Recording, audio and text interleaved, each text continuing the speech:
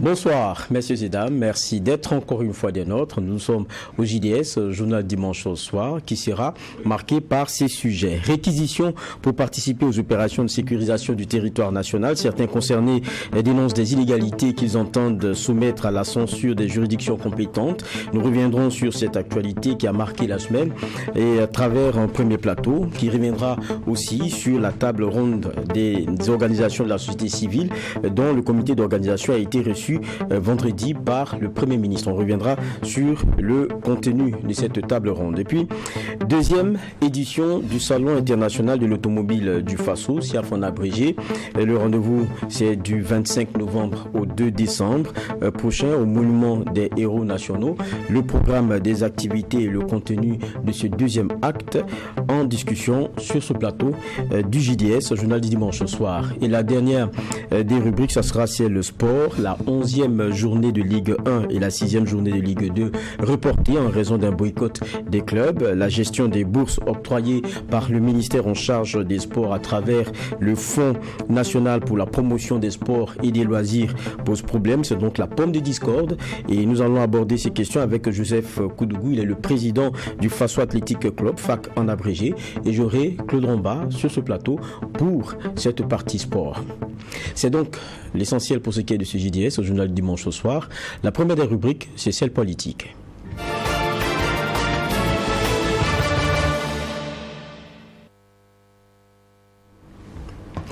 L'on apprenait dimanche dernier les réquisitions de plusieurs citoyens pour participer aux opérations de sécurisation du territoire national à travers un document signé le 7 novembre, donc mardi. Un collectif d'avocats constitué dans l'affaire des réquisitions informait l'opinion que ces réquisitions comportent des illégalités que les concernés, qui sont leurs clients, entendent soumettre à la censure des juridictions compétentes. En attendant, évidemment, que la justice se penche sur ce dossier, les avocats ont aussi rappelé les dispositions de l'article 229 du Code de justice militaire. Et en attendant, les réquisitions sont diversement appréciées, saluées par certains, jugées arbitraires par d'autres. Dans son expression actuelle, en tout cas, c'est le cas du RENLAC, Réseau national de lutte anticorruption, sur lequel, avec lequel donc nous allons ouvrir un reportage, et cela pour planter le décor et ouvrir notre premier plateau. Donc l'avis du RENLAC justement sur cette question, on reviendra. Ils sont entre autres des hommes politiques, des syndicats et des journalistes à être réquisitionnés ces dernières semaines pour aller au front en application avec le décret portant mobilisation générale et mise en garde pour leurs opinions critiques vis-à-vis du pouvoir. Cette forme de réquisition est dénoncée par le Réseau national de lutte anticorruption. C'est une punition, c'est une sanction pour ceux qu'ils ont osé critiquer. C'est pour leur opinion. Donc, en ce moment-là, ces réquisitions-là sont des réquisitions sanctions. C'est des réquisitions pour les dire, si vous ne pouvez pas fermer vos bouches, on va vous envoyer au front. Donc, le front est devenu un purgatoire pour punir ceux qui osent parler. Je ne crois pas que c'est un tel front qui va nous faire avancer dans la lutte contre le terrorisme. On ne peut pas continuer à faire le silence dans un pays où on devrait s'entendre pour combattre l'ennemi commun qui est le terrorisme. Pour Sagado Nakanabo, cette manière de faire ne correspond nullement au décret portant mobilisation générale et mise en garde.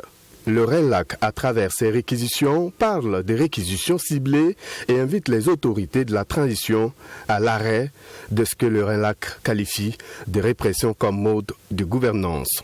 Si on utilise ce décret pour faire taire ceux qui veulent critiquer, pour faire taire ceux qui font des opinions qui objectent sur la gouvernance, c'est complètement à côté. On n'a pas fait le décret pour punir, on n'a pas fait ça pour réprimer, on n'a pas fait cela contre des gens qui ne se taisent pas, comme nous autres. On a fait le décret, selon nous en tout cas ce qu'on a compris, c'est pour favoriser la lutte. Mais la mise en œuvre, en tout cas, selon moi, ne va pas favoriser la lutte. Selon lui, tout Burkinabé doit être libre de ses pensées, mais en même temps interpelle le président de la transition. Tous ceux qui estiment qu'ils aiment ce pays-là doivent participer à l'observation, à la parole, mais ne pas abonder dans la pensée unique. Parce qu'une seule pensée ne va pas nous faire sortir de la guerre. À l'endroit du chef suprême de ce pays, pour moi, c'est lui le premier Burkinabé. Pour moi, c'est lui qui doit mettre l'ordre dans le pays. Et il ne doit pas accepter. Non seulement il a le droit, mais il a le pouvoir. Parce que si ces gens disent que c'est lui qu'ils soutiennent, il doit pouvoir les dire arrêtez.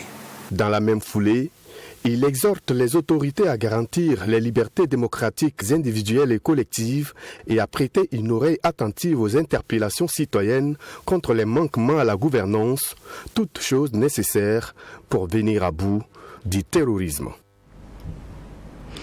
Nous l'abordions ce sujet dimanche dernier, mais c'était une actualité qui venait de tomber. On avait eu sur ce plateau la confirmation notamment de ces réquisitions et cela a fait seulement l'objet d'un tour de table. Aujourd'hui, nous revenons sur le sujet ici avec ces évolutions tout au long de cette semaine-là, puisqu'on a un collectif d'avocats qui a décidé donc à travers, avec ses clients, de soulever ce qu'il y a comme en tout cas illégalité, et le communiqué il est clair là-dessus.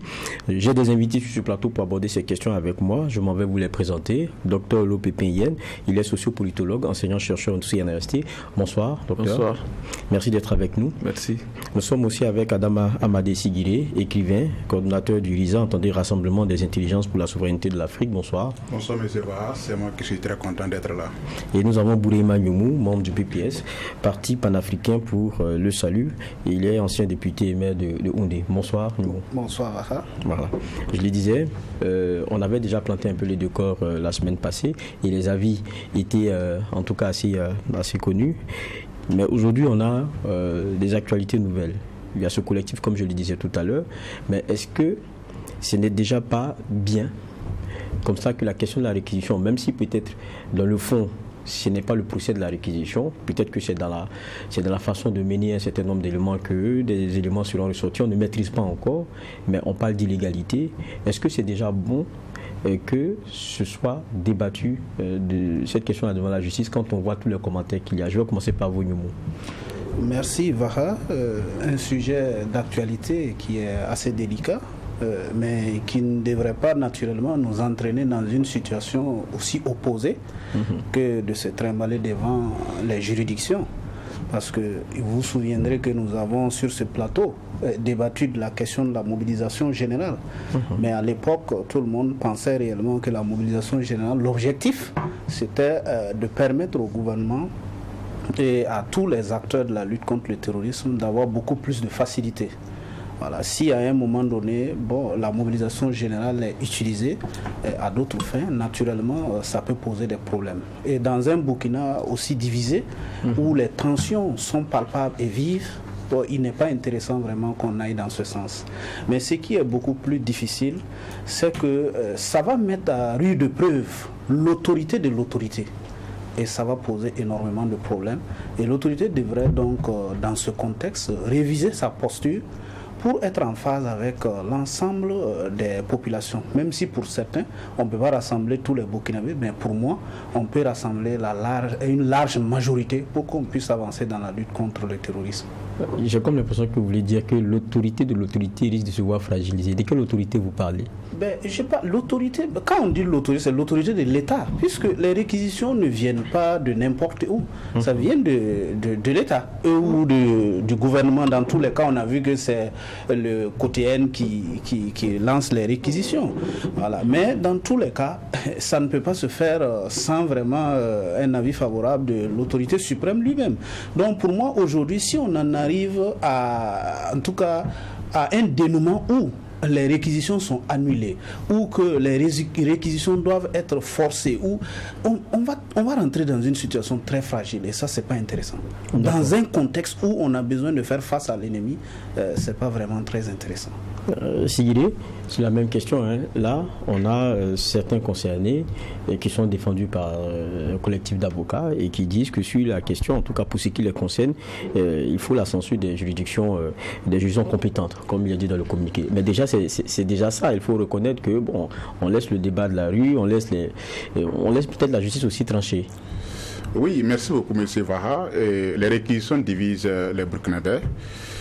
Mais moi, j'ai personnellement mon avis personnel.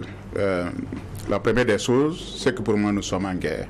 Et quand un pays est en guerre, c'est un moment exceptionnel. C'est-à-dire qu'un pays ne peut pas être en guerre et se permettre les mêmes libertés, les mêmes droits qu'un pays qui n'est pas en guerre. Et cela, ce sont les grandes nations même qui nous enseignent cela. La France, les États-Unis, et aujourd'hui, on voit ce qui se passe en Ukraine et même en Israël.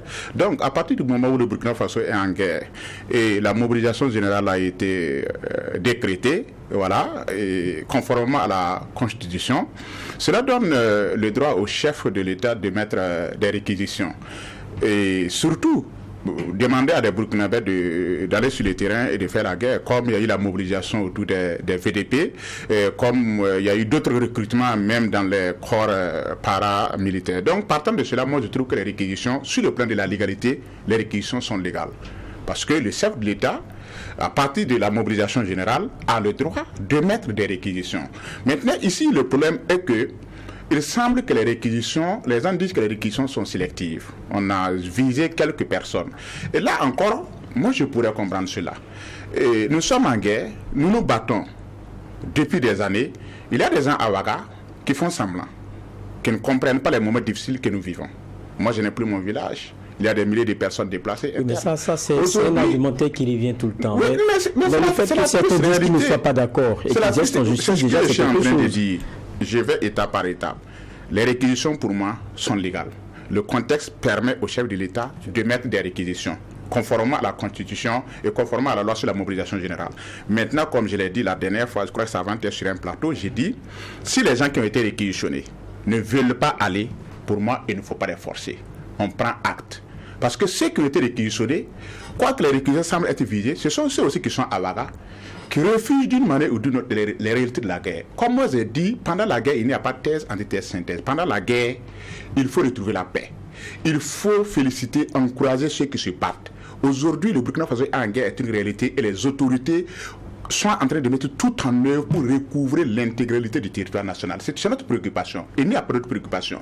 S'il y a des gens qui ne comprennent pas cela, et comme ils sont des Burkinabés, ils ne sont pas des Vietnamiens ni des Canadiens, on peut leur demander d'aller sur le terrain pour eux-mêmes constater les réalités. Et les réquisitions qui semblent être sélectives, c'est dans le but de permettre à ceux qui ne comprennent pas cela d'aller sur le terrain. Vous reconnaissez qu'elles sont sélectives alors? Ça ne dépasse pas cela, puisque c'est eux qui ne comprennent pas les moments difficiles que nous vivons actuellement. Allez sur le terrain, comme vous êtes des Burkinabés, vous êtes des Burkinabés comme tout le monde, allez sur le terrain pour constater les réalités. Maintenant, comme je l'ai dit, si ces gens ne veulent pas aller, malgré qu'ils soient des Burkinabés, moi j'aurais voulu que l'autorité prenne acte et qu'on ne les force pas. Mais à partir de leur refus de se rendre sur le terrain, alors qu'ils sont des Burkinabés comme tout le monde, moi j'ai autre lecture de leur refus. Voilà ce que moi j'ai à dire par rapport à ça. D'accord. On va terminer par Dr Lopé-Payenne sur cette posture d'aller en justice pour ceux qui disent qu'il y a des illégalités. Oui, mais je trouve ça normal. Et chaque citoyen a le droit de saisir les juridictions et compétentes face à une situation donnée, voilà, pour demander que justice soit rendue sur ce qu'il estime être une injustice. Voilà, donc maintenant je dirais que le caractère illégal de cette réquisition, bon, moi je ne souscris pas à cela, et parce que vous êtes témoin ici, nous avons débattu de cette question de la mobilisation générale d'ici avec un spécialiste du droit en la matière ici, de l'administration territoriale ici, donc des libertés publiques, qui a décortiqué donc le contenu même de c'était, si ma mémoire est bonne, c'était Aristide Béré. Oui, c'était Aristide Béré. Voilà, c'est ça. Voilà. Et je me rappelle qu'il a émis des réserves, voilà, et quant à l'utilisation de, voilà, si Et c'est pas orienté dans le sens vraiment souhaité, à savoir dans le sens de la lutte contre l'insécurité et autres. Voilà. Et donc, je sais qu'il a un peu fleuré cet aspect. Bon, mais là n'est pas le problème. C'est pour rappeler un peu le débat qui a été mené ici. Maintenant, lorsqu'on parle du caractère arbitraire, bon, jusqu'ici, je n'ai pas encore vu quelqu'un qui a fait une démonstration juridique, voilà, pour prouver le caractère arbitraire de ces décrets.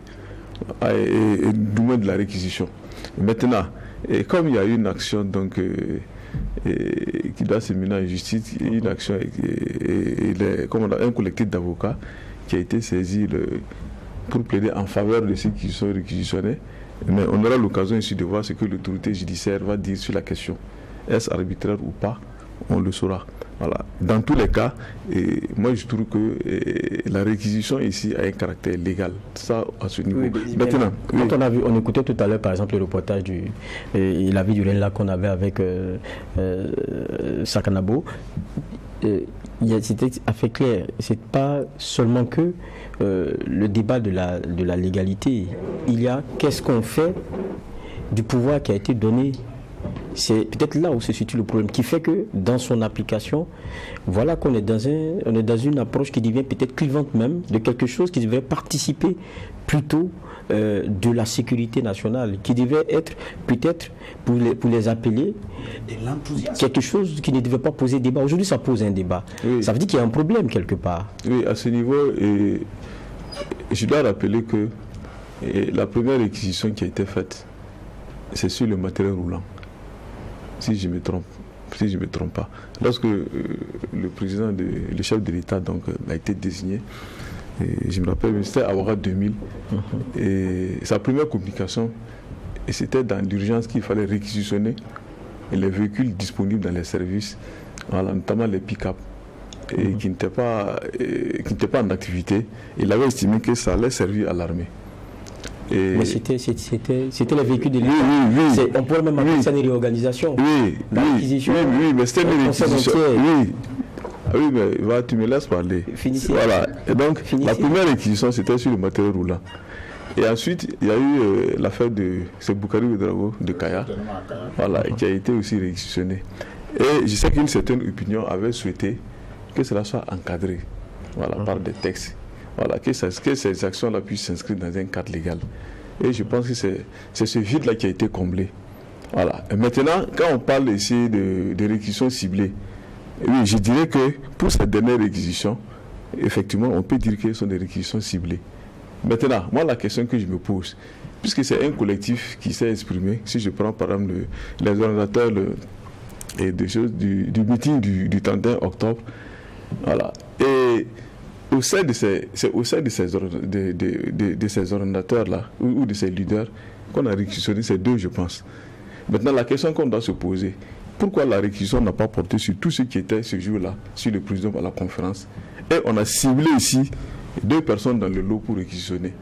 Moi, après analyse, même en venant, j'ai essayé de réécouter la conférence et je me suis rendu compte que c'est au regard des propos que certains auraient tenus en lien avec la situation sécuritaire.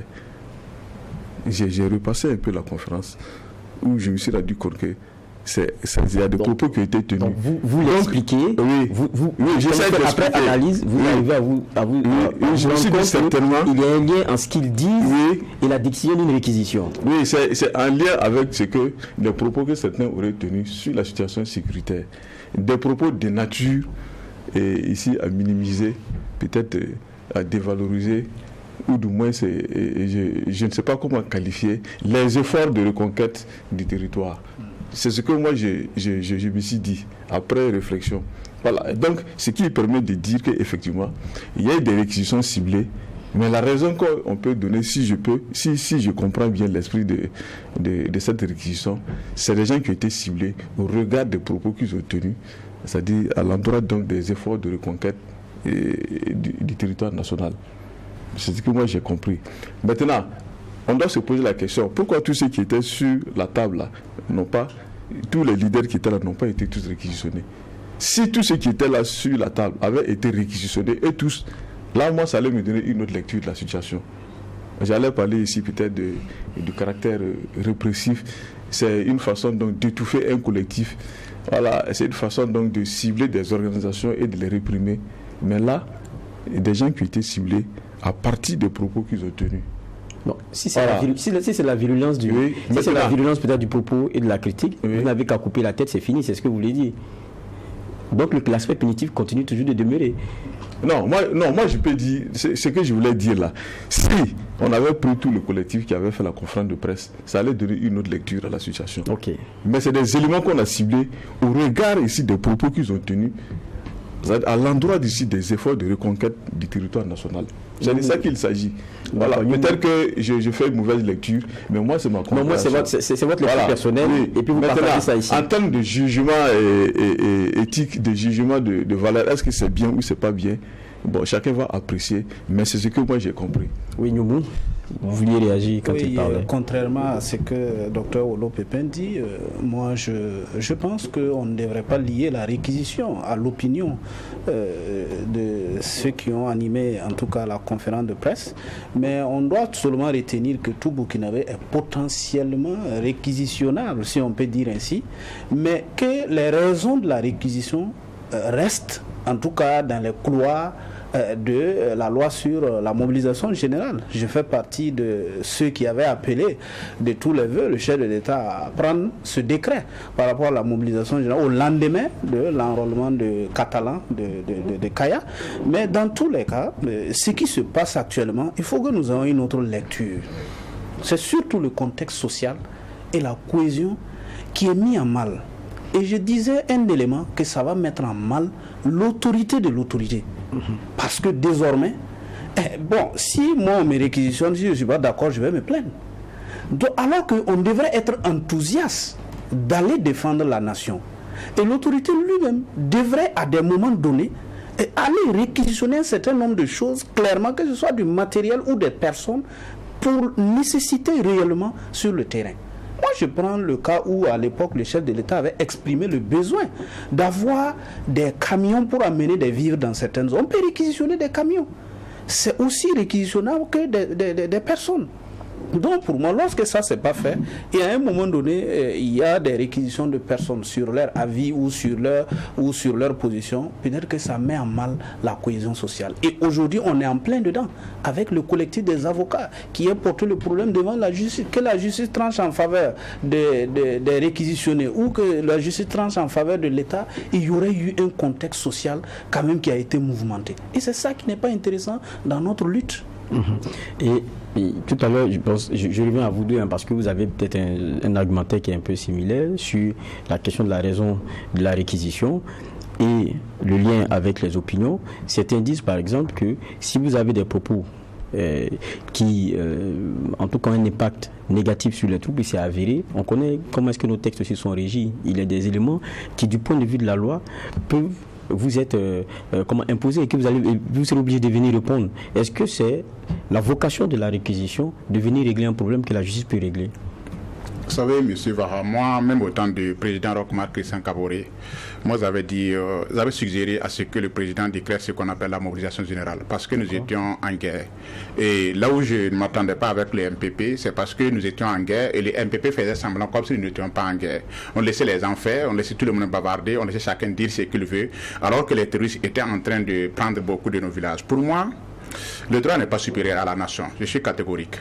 Le droit n'est pas supérieur à la nation. C'est parce que la nation existe, c'est parce que le Burkina Faso existe, que le juge existe, que l'avocat existe, que leur fédération, c'est leur corporation existe. Nous tous qui sommes ici, c'est parce que le Burkina Faso existe. Si le Burkina Faso disparaît, nous disparaissons. Simon Compaoré a dit, si le pays disparaît, tout le monde te dit à Pierre. Ça, c'est une réalité.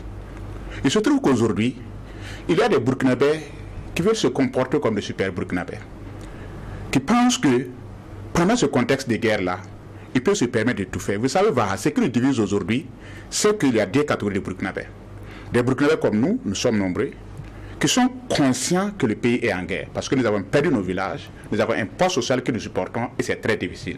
Et les Burkinabés de Ouagadougou, des voitures climatisées et des salons climatisés, qui disent que non, au nom de la guerre, on ne saurait priver les uns de leur liberté, de leurs droits. Mais vous avez quelle liberté et quel droit si le pays même n'existe pas? Non, mais je ressens ma question. Oui. Parce que vous posez le problème peut-être des propos qu'ils tiennent. Oui. Voilà. C'est-à-dire on n'est pas dans la limite du désobligé, hein, c'est pas de ça qu'il s'agit. Oui. Ça, elle n'est pas sur les troupes et négatives. J'ai dit, on a des textes qui nous régissent. Et jusqu'à présent, on a nos institutions qui fonctionnent, la justice, dont la justice. Et c'est pour cela que certains sont allés rester sur même la question de leur réquisition. Pourquoi ne laissons-nous pas la justice, par exemple, régler ces problèmes-là? Aujourd'hui, voilà qu'il y a un fort débat sur une réquisition, alors que pour beaucoup, ça ne devrait pas être le problème. Il ne devrait même pas avoir de débat là-dessus. Non, moi je vous comprends. Les intéressés ont saisi la justice. Je retourne des questions pour que vous puissiez... Non, je comprends maintenant. Je vais terminer. Les réquisitionnés ont saisi la justice à travers un collectif d'avocats. Moi, c'est tout à fait normal. Moi, je demande à la justice de trancher. Mais cela n'empêche pas les citoyens de s'intéresser au débat. Cela n'empêche pas les citoyens de dire ce qu'ils pensent par rapport au contexte actuel. Parce que le contexte actuel est un contexte marqué par la guerre. Cela n'empêche pas les citoyens de parler conformément à la réalité de façon pragmatique. Le problème de ces réquisitionnés, c'est quoi? Quand vous les regardez, c'est comme ce que Dr Olo Pépé a dit. Soit nous acceptons que nous sommes en guerre et il y a des libertés qu'il faut taire, ou bien qu'il faut forcément me faire taire. Et moi, je suis parfaitement d'accord pour ça. Dans un pays en guerre, on ne parle pas au hasard. Celui qui parle au hasard, on te fait taire. Parce que... je suis d'accord. Non. Quand tu dis on vous fait taire, ça veut dire quoi? Non, on vous fait taire. Non, on vous dit de vous taire pour qu'on puisse... Non, je ne dis pas que celui qui parle au hasard, on va t'éliminer physiquement. Je ne parle pas de ça. Mais on te force, on te contraint d'une manière ou d'une autre à te taire. Parce qu'aujourd'hui, les gens sont fatigués. Moi, personnellement, je suis fatigué de cette longue guerre qui a duré pratiquement 8 ans. Et il y a des milliers de déplacés internes. Il se trouve que Vaha, parmi ceux qui ont été réquisitionnés, ils sont nombreux qui disent qu'ils sont des patriotes. Ils ont toujours juré de leur patriotisme. Ils ont toujours dit qu'ils sont des patriotes et que c'est au nom de leur patriotisme qu'ils parlent.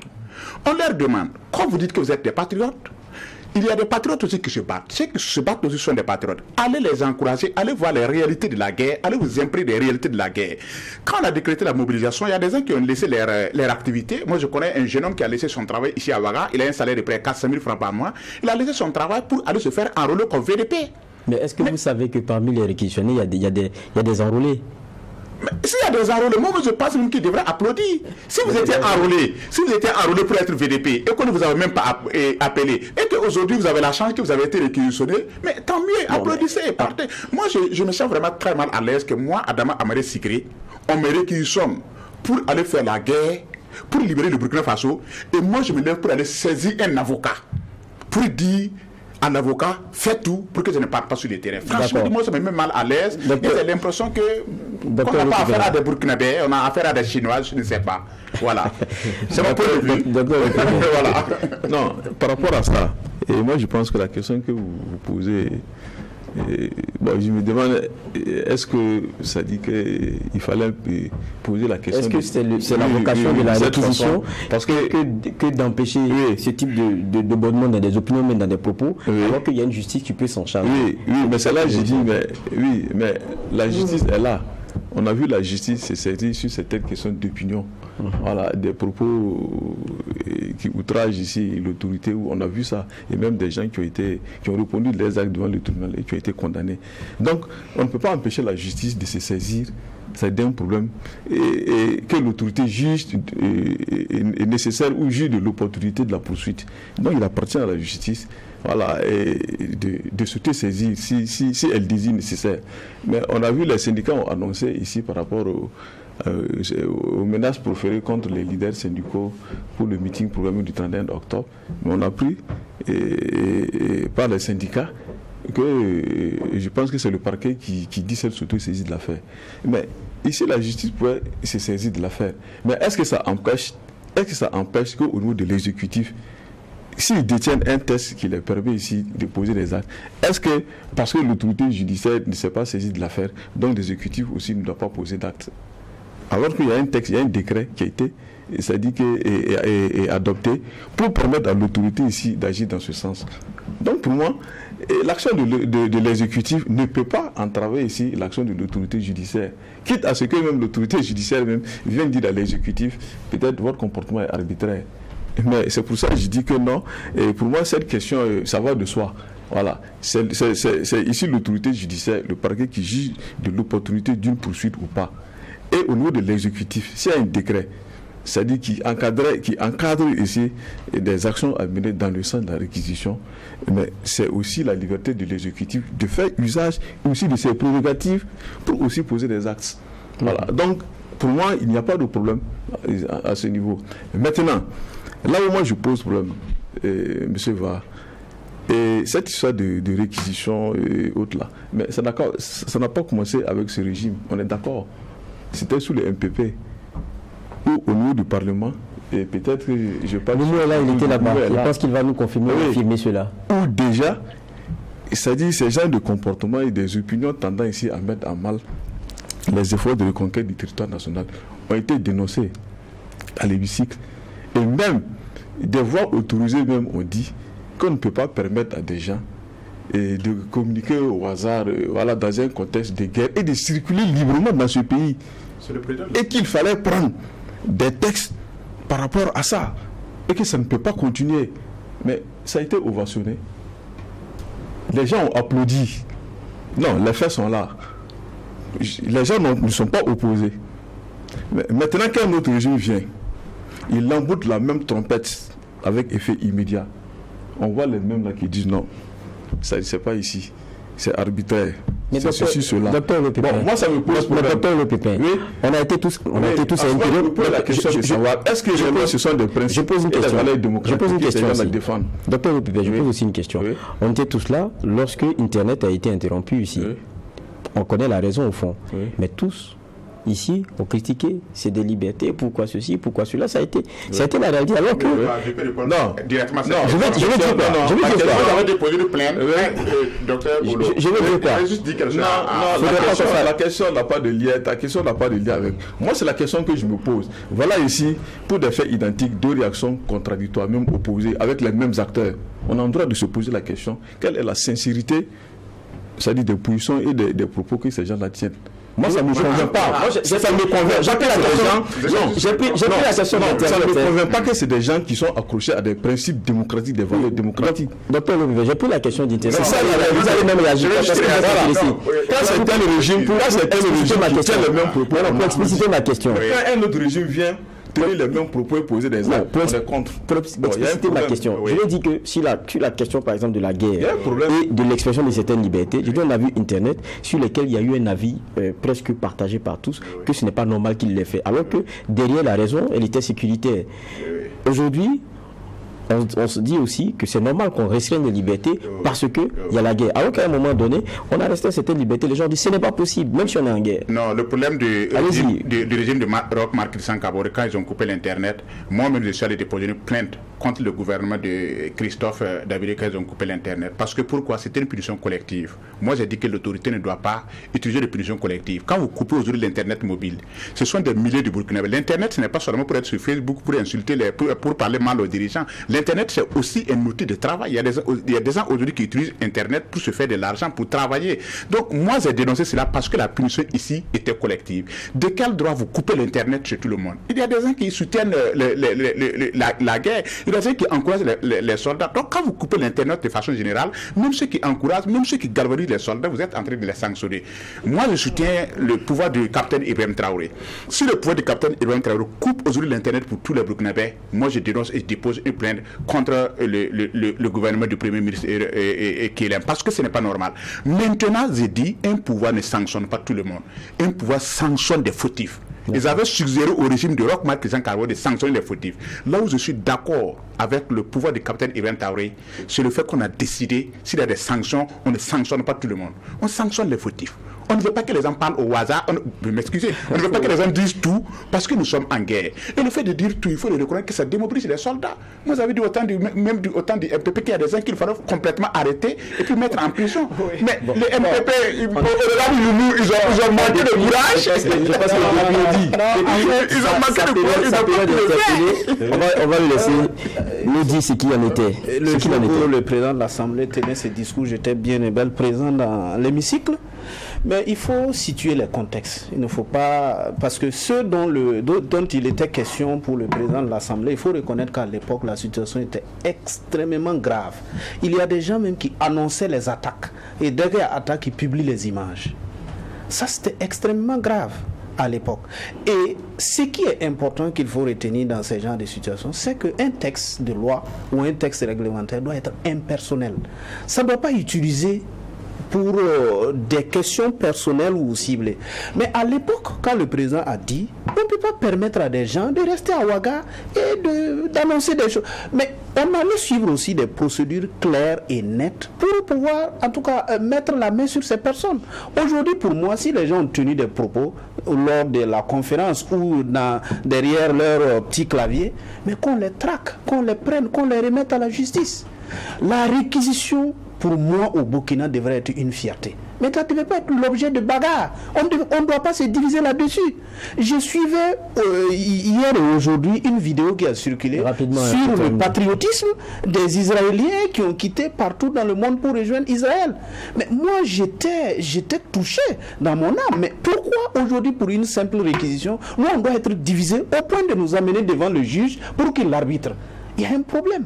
Mais quand on regarde aussi dans la question de réquisition, il y en a qui ont répondu, il y en a qui ont saisi les avocats et tout, il y en a qui ont répondu, malgré que peut-être ils aient aussi saisi des avocats. Je prends le cas du docteur Ablassi Ouedraogo.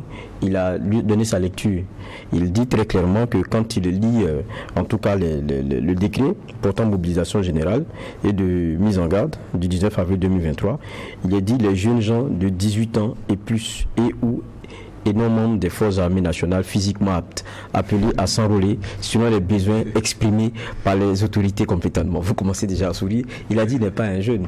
Et il a redéfini la question de la jeunesse. Ça veut dire que, bon, derrière, il s'exclut en tout cas du panier réquisitionnable. C'est un argumentaire parmi tant d'autres. On a eu le débat aussi pour certains de dire, bon, vous voyez leur âge, et puis il y a la question aussi de l'aptitude et un certain nombre d'éléments. Ce n'est pas à prendre en compte. Est-ce qu'il est juste? Quel regard, docteur, vous voulez réagir? Mais l'âge de la retraite dans l'armée, c'est combien? Je pense qu'il a 70 ans, Ablassi Ouedraogo, ou bien c'est... ça, bon, je pense. L'armée, ça dépend des grades. Oui, en fonction des grades. Mais c'est que l'âge maximum, si je ne me trompe pas, c'est 65, je pense, si je ne me trompe pas. Et là, c'est peut-être pour les généraux. Mais ce que moi, je dois rappeler, le chef VDP de l'Europédie, qui est tombé les armes à la main, il avait 64 ans. Chef VDP. Mais il y a un aspect volontaire. Oui, chef VDP de l'Europédie. Oui, mais il y a un aspect volontaire. Mais il a évoqué l'aspect jeunesse. Alors que là, le texte dit 18 ans au moins, mais ça n'a pas limité. Mais, non, ça c'est la réquisition. Oui. Les VDP, vous ne savez pas si le docteur Ablassi s'est fait enrôler parce qu'il avait envie d'y aller. Il y en a qui disent, il y en a qui sont enrôlés.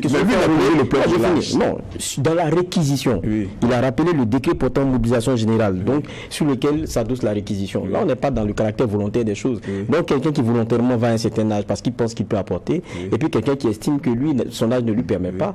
Bon, je pense que c'est deux aspects différents. Pas dit les volontaires. Ils ont défini les conditions de réquisition, les conditions de réquisition. C'est la mobilisation générale. Oui, pour la mobilisation générale. Ça, il s'agit de la réquisition. Ce n'est pas les volontaires qui sont allés s'inscrire. Bon, vous me parlez d'un volontaire, c'est ce que je disais tout à l'heure. Oui, maintenant, le texte parle de 18 ans au moins, mais lui, il allait convoquer ici une définition de la jeunesse, une définition institutionnelle de la jeunesse. C'est pas ce qu'elle il a dit la jeunesse c'est de 18 à 35 ans. Il a dit les jeunes gens, c'est écrit les jeunes gens de 18 ans. Oui. Et plus. Bon, il dit qu'il n'est pas jeune. Il fait pas des jeunes gens. Il y a une émission Jeune Expert. Il y a une émission à Bobo là. Une émission Jeune Expert qui disait que les jeunes de 7 à 70 ans. D'accord. Bon. Voilà. En fait, on a l'impression que. Non, je comprends ce qu'il dit. Oui. En fait, il veut dire, bon, au regard de son âge, lui, il ne voit pas vraiment comment il peut être utile. Voilà, chose. Maintenant, est-ce qu'au fond, l'utilisation même de ce qui permet la réquisition n'a pas, en définitive, enlevé le débat sur la question légale pour la question de la légitimité? Est-ce que c'est pas ça en définitive? Et est-ce que ça sert vraiment l'objectif premier? C'est la question que je me pose, que je pose à chacun ici en définitive. Est-ce que c'est l'intérêt? C'est pas dommage qu'on en vienne à ce type de... Oui, monsieur, moi je vous comprends. vous dites ici peut-être que la légitimité pourrait primer sur la légalité. C'est ça, si je comprends bien? Non, j'ai dit, est-ce que c'est pas dommage plutôt que l'utilisation? Les gens font plutôt le débat de la légitimité alors que... Le débat de légitimité. Voilà. Mais moi, je comprends aussi effectivement les gens. Parce qu'aujourd'hui, la reconquête de la paix, la reconquête du territoire national est plus légitime même que légale. C'est une question d'abord de légitimité. Voilà pourquoi souvent on interpelle les consciences des gens. Il y a même un problème d'éthique qui se pose. Moi je pense qu'aujourd'hui, un Burkinabé vraiment digne de ce nom, sa préoccupation doit être même le retour de la paix. Ici ce n'est pas une question, parce que la loi est venue trop le diviser. C'est le droit gréco-romain, ça ne nous ressemble même pas et ça ne répond pas à nos aspirations. Mais repartons dans nos villages, repartons dans nos royaumes. Mais quand le royaume est attaqué, mais le roi, d'abord en tête, et tous ceux qui habitent dans le royaume, la préoccupation c'est quoi? C'est de défendre le royaume. C'est de faire de telle sorte pour que la paix retourne dans le royaume. Est-ce que vous pouvez imaginer, Vaha, que peut-être en 1800 ou bien en 1700, un royaume quelque part dans ce Burkina Faso soit attaqué, et pendant que le roi mobilise les gens pour faire la guerre, il y a des gens dans le même royaume qui sont là en train de comploter avec les ennemis même du royaume, ceux qui attaquent le royaume. Ou bien il y a des gens qui se lèvent le matin, qui partent se rassembler quelque part sous un arbre, et qui sont en train de dire que non, le royaume a attaqué, c'est parce que le roi a fait ceci, c'est parce que le roi... Non, la préoccupation, c'est le retour de la paix dans le royaume. Tout ce qui nous arrive aujourd'hui, c'est parce que nous sommes restés calqués sur le modèle occidental. Droit, des droits qui ne nous ressemblent même pas. Et c'est partant de cela que souvent, moi je dis que l'école ne rend pas intelligent. Et là aussi, vous avez vu les débats que ça a suscité. Il faudrait que nous ayons des valeurs culturelles, des valeurs sociologiques. Nous ne sommes pas des blancs, nous ne serons pas des blancs. Et il y a un proverbe qui a dit que le bois a beau durer dans l'eau, il ne deviendra pas un caïman. Aujourd'hui, le Burkina Faso est attaqué.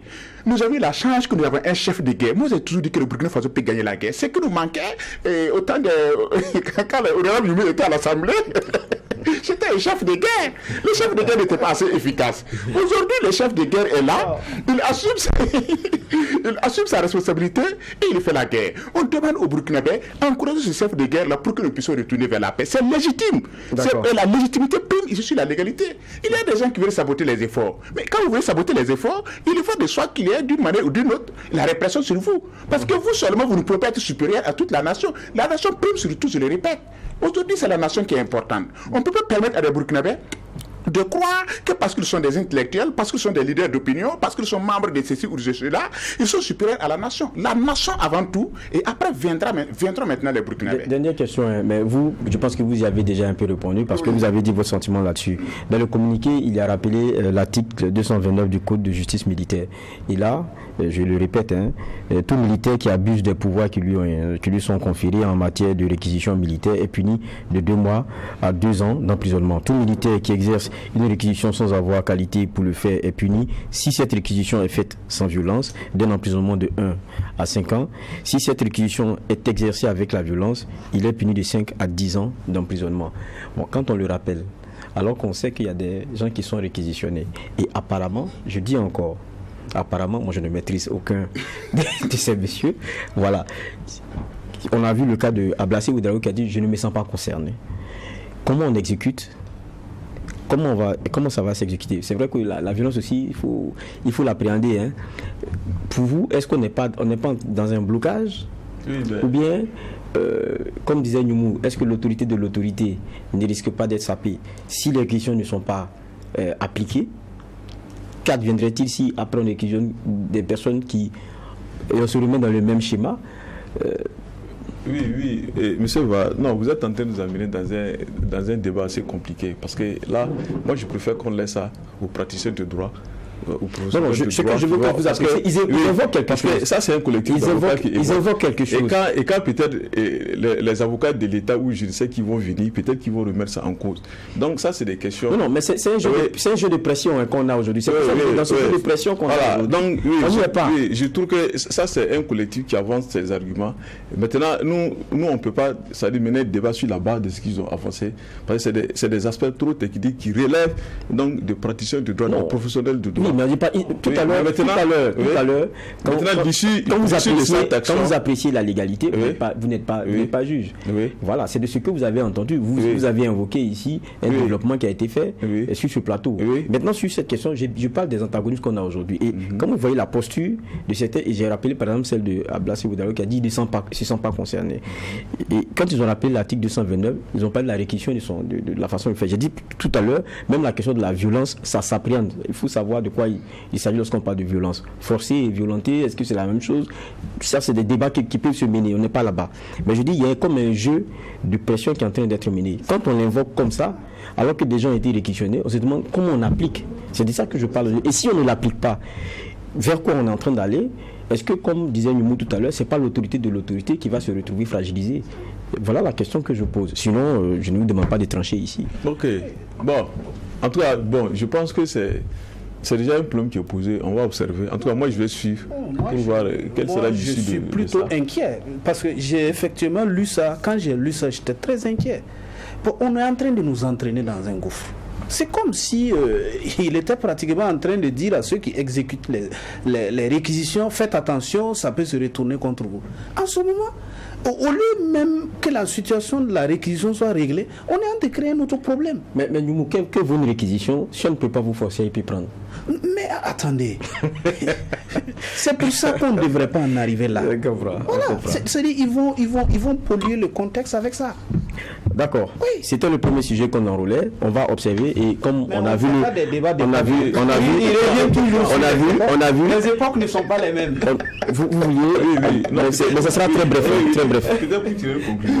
Voilà, moi de tout ce débat qu'on vient de faire là, ce que moi j'ai retenu des réquisitions ciblées, si on peut le dire ainsi, c'est le fait de certaines personnes qui tiennent des propos assez réducteurs sur les efforts de reconquête du territoire. Et en ce moment, qu'est-ce que l'autorité fait? Ça, c'est ma compréhension. Ok, comme tu trouves, je parle terre à terre, hein, comme toi tu trouves que les FDS et les VDP ne font pas d'efforts, ou du moins, c'est-à-dire c'est en deçà de tes attentes, et comme toi tu es un citoyen, tu es concerné par la reconquête du territoire, viens, on va t'amener sur le terrain, soit tu vas constater, ou si tu peux nous ramener la paix en 3 mois, et tu le fais. Comme tu estimes que ce n'est pas assez et que les efforts ne sont pas suffisants ou les gens ne travaillent pas, on va t'envoyer sur le terrain. Voilà le raisonnement voilà, tous les débats qu'on a donné là. Voilà, chacun qui sont au front chacun revient qui ne font pas correctement leur travail ou qui n'est pas satisfait. Bon, nous on t'amène au fond. Docteur, vous revenez sur le fond du débat. Et voilà pourquoi nous encore veut réagir. Alors que j'ai dit que ça s'arrête, je préfère que ça s'arrête ici. Voilà, c'est l'esprit un peu. Il y a des antagonismes aujourd'hui, il y a des lectures diverses de la façon dont les choses sont en train d'être menées. Mais pour nous, le plus important, c'est la guerre qu'il y a à mener et puis comment est-ce qu'on avance dans cette guerre et que les Burkinabés restent unis derrière leur chef. C'est ça qui est très important. Et dans cette stratégie-là, c'est comme ça qu'on pourra vaincre. Maintenant, ça serait intéressant que les clivages, ça s'apaise et tout c'est ce qu'on souhaite. Et comme c'est un ST en justice, on va observer et on va regarder ce que ça va donner. Sûrement qu'on pourra apprécier et aborder ces éliménts-là ici. En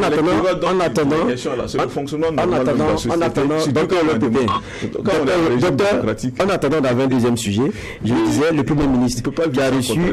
Docteur, c'est la discipline. Le Premier ministre qui a reçu en audience vendredi dernier le comité d'organisation de la table ronde Nouvelle Génération et il lui a été remis, parlant du Premier ministre, le mémorandum contenant les conclusions de cette table ronde-là qui a été organisée par cette coalition docteurs de la société civile. Et la coalition a plaidé pour que le chef du gouvernement transmette le mémorandum au chef de l'État. Et aussi, il faut dire que la proposition phare, c'est la révision de la charte de la transition et de pouvoir activer l'article 19 de la charte de la transition afin que soit prolongé le temps de la transition jusqu'à ce que la sécurité et les grandes réformes au Burkina Faso soient mises en place. Je vous propose d'écouter brièvement la figure de proue de ce mouvement-là et puis on va revenir pour les échanges. Il faut dire que les travaux ont porté sur 3 grands thèmes, c'est-à-dire un thème sur la sécurité, un thème sur l'économie au Burkina Faso et un dernier thème sur la gouvernance. Donc on a eu plusieurs propositions sur ces différents thèmes-là, parce que dans la proposition la plus phare, qui est la proposition sur la révision de la charte de la transition. Voilà, parce que au vu des travaux à abattre, il était très important de remarquer que le temps imparti n'allait pas être suffisant. Les attentes, c'est de pouvoir permettre au gouvernement d'activer l'article 19 de la charte de la transition afin de relier la dite transition et de prolonger le temps de la transition jusqu'à ce que la sécurité, la situation sécuritaire et les grandes réformes soient mises en place au niveau du Burkina Faso. Quand on parle de la sécurité, il faut voir en fait le retour des populations dans leur localité. Ça, c'est très important. On ne peut pas parler d'élections actuellement tant que nous avons des compatriotes qui dorment sous des tentes alors qu'ils ont leur localité à eux-mêmes. Donc c'est déjà ça que nous prenons comme premier palier de sécurité. D'abord le retour de tous ces Burkinabés-là dans leur localité respective. On vient donc d'écouter le président du comité d'organisation, notamment de cette rencontre qui a eu lieu, il faut le préciser, d'abord samedi, parce qu'il y a eu des échanges samedi, et après dimanche, il y a eu un grand meeting qui s'est fait à Ouaga 2000 au niveau du Palais des Sports, et il y a la tournée pour partager donc les résultats de ces réflexions-là. Amadé Sigiri, vous y étiez. Vous y étiez. Oui. Samedi, il y avait ces échanges-là déjà. Oui. Et dimanche, comme je le disais, ça s'est terminé au Palais des Sports de Ouaga 2000. On a été tous surpris de voir une rencontre dont on n'en avait pas vraiment assez entendu parler, d'une envergure pareille qui rassemble ceux qui viennent des différentes régions du Burkina Faso, des OSC que nous avons et des mouvements. Et ça s'est fait très vite avec les conclusions qu'on a eues de l'intérieur. Oui, personnellement, je ne fais pas partie du comité d'organisation. Je voudrais préciser que j'ai été invité. Voilà, j'étais dans mon cabinet et puis on m'a appelé pour me dire qu'il y a une invitation pour moi. Un jeune homme qui est passé me remettre l'invitation.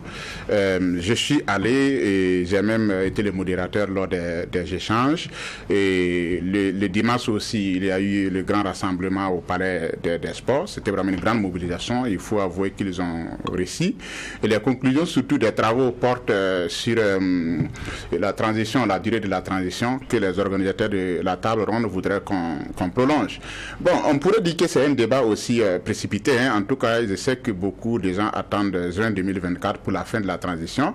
Mais moi, je dis aussi qu'ils sont réalistes. Ils sont assez réalistes parce que même si les autorités n'ont rien dit, il faut reconnaître. Et moi, personnellement, je pense que ça sera très difficile d'organiser les élections au Burkina Faso d'ici juin ou c'est juillet 2024. C'est pratiquement impossible vu le niveau, la situation dans laquelle nous sommes.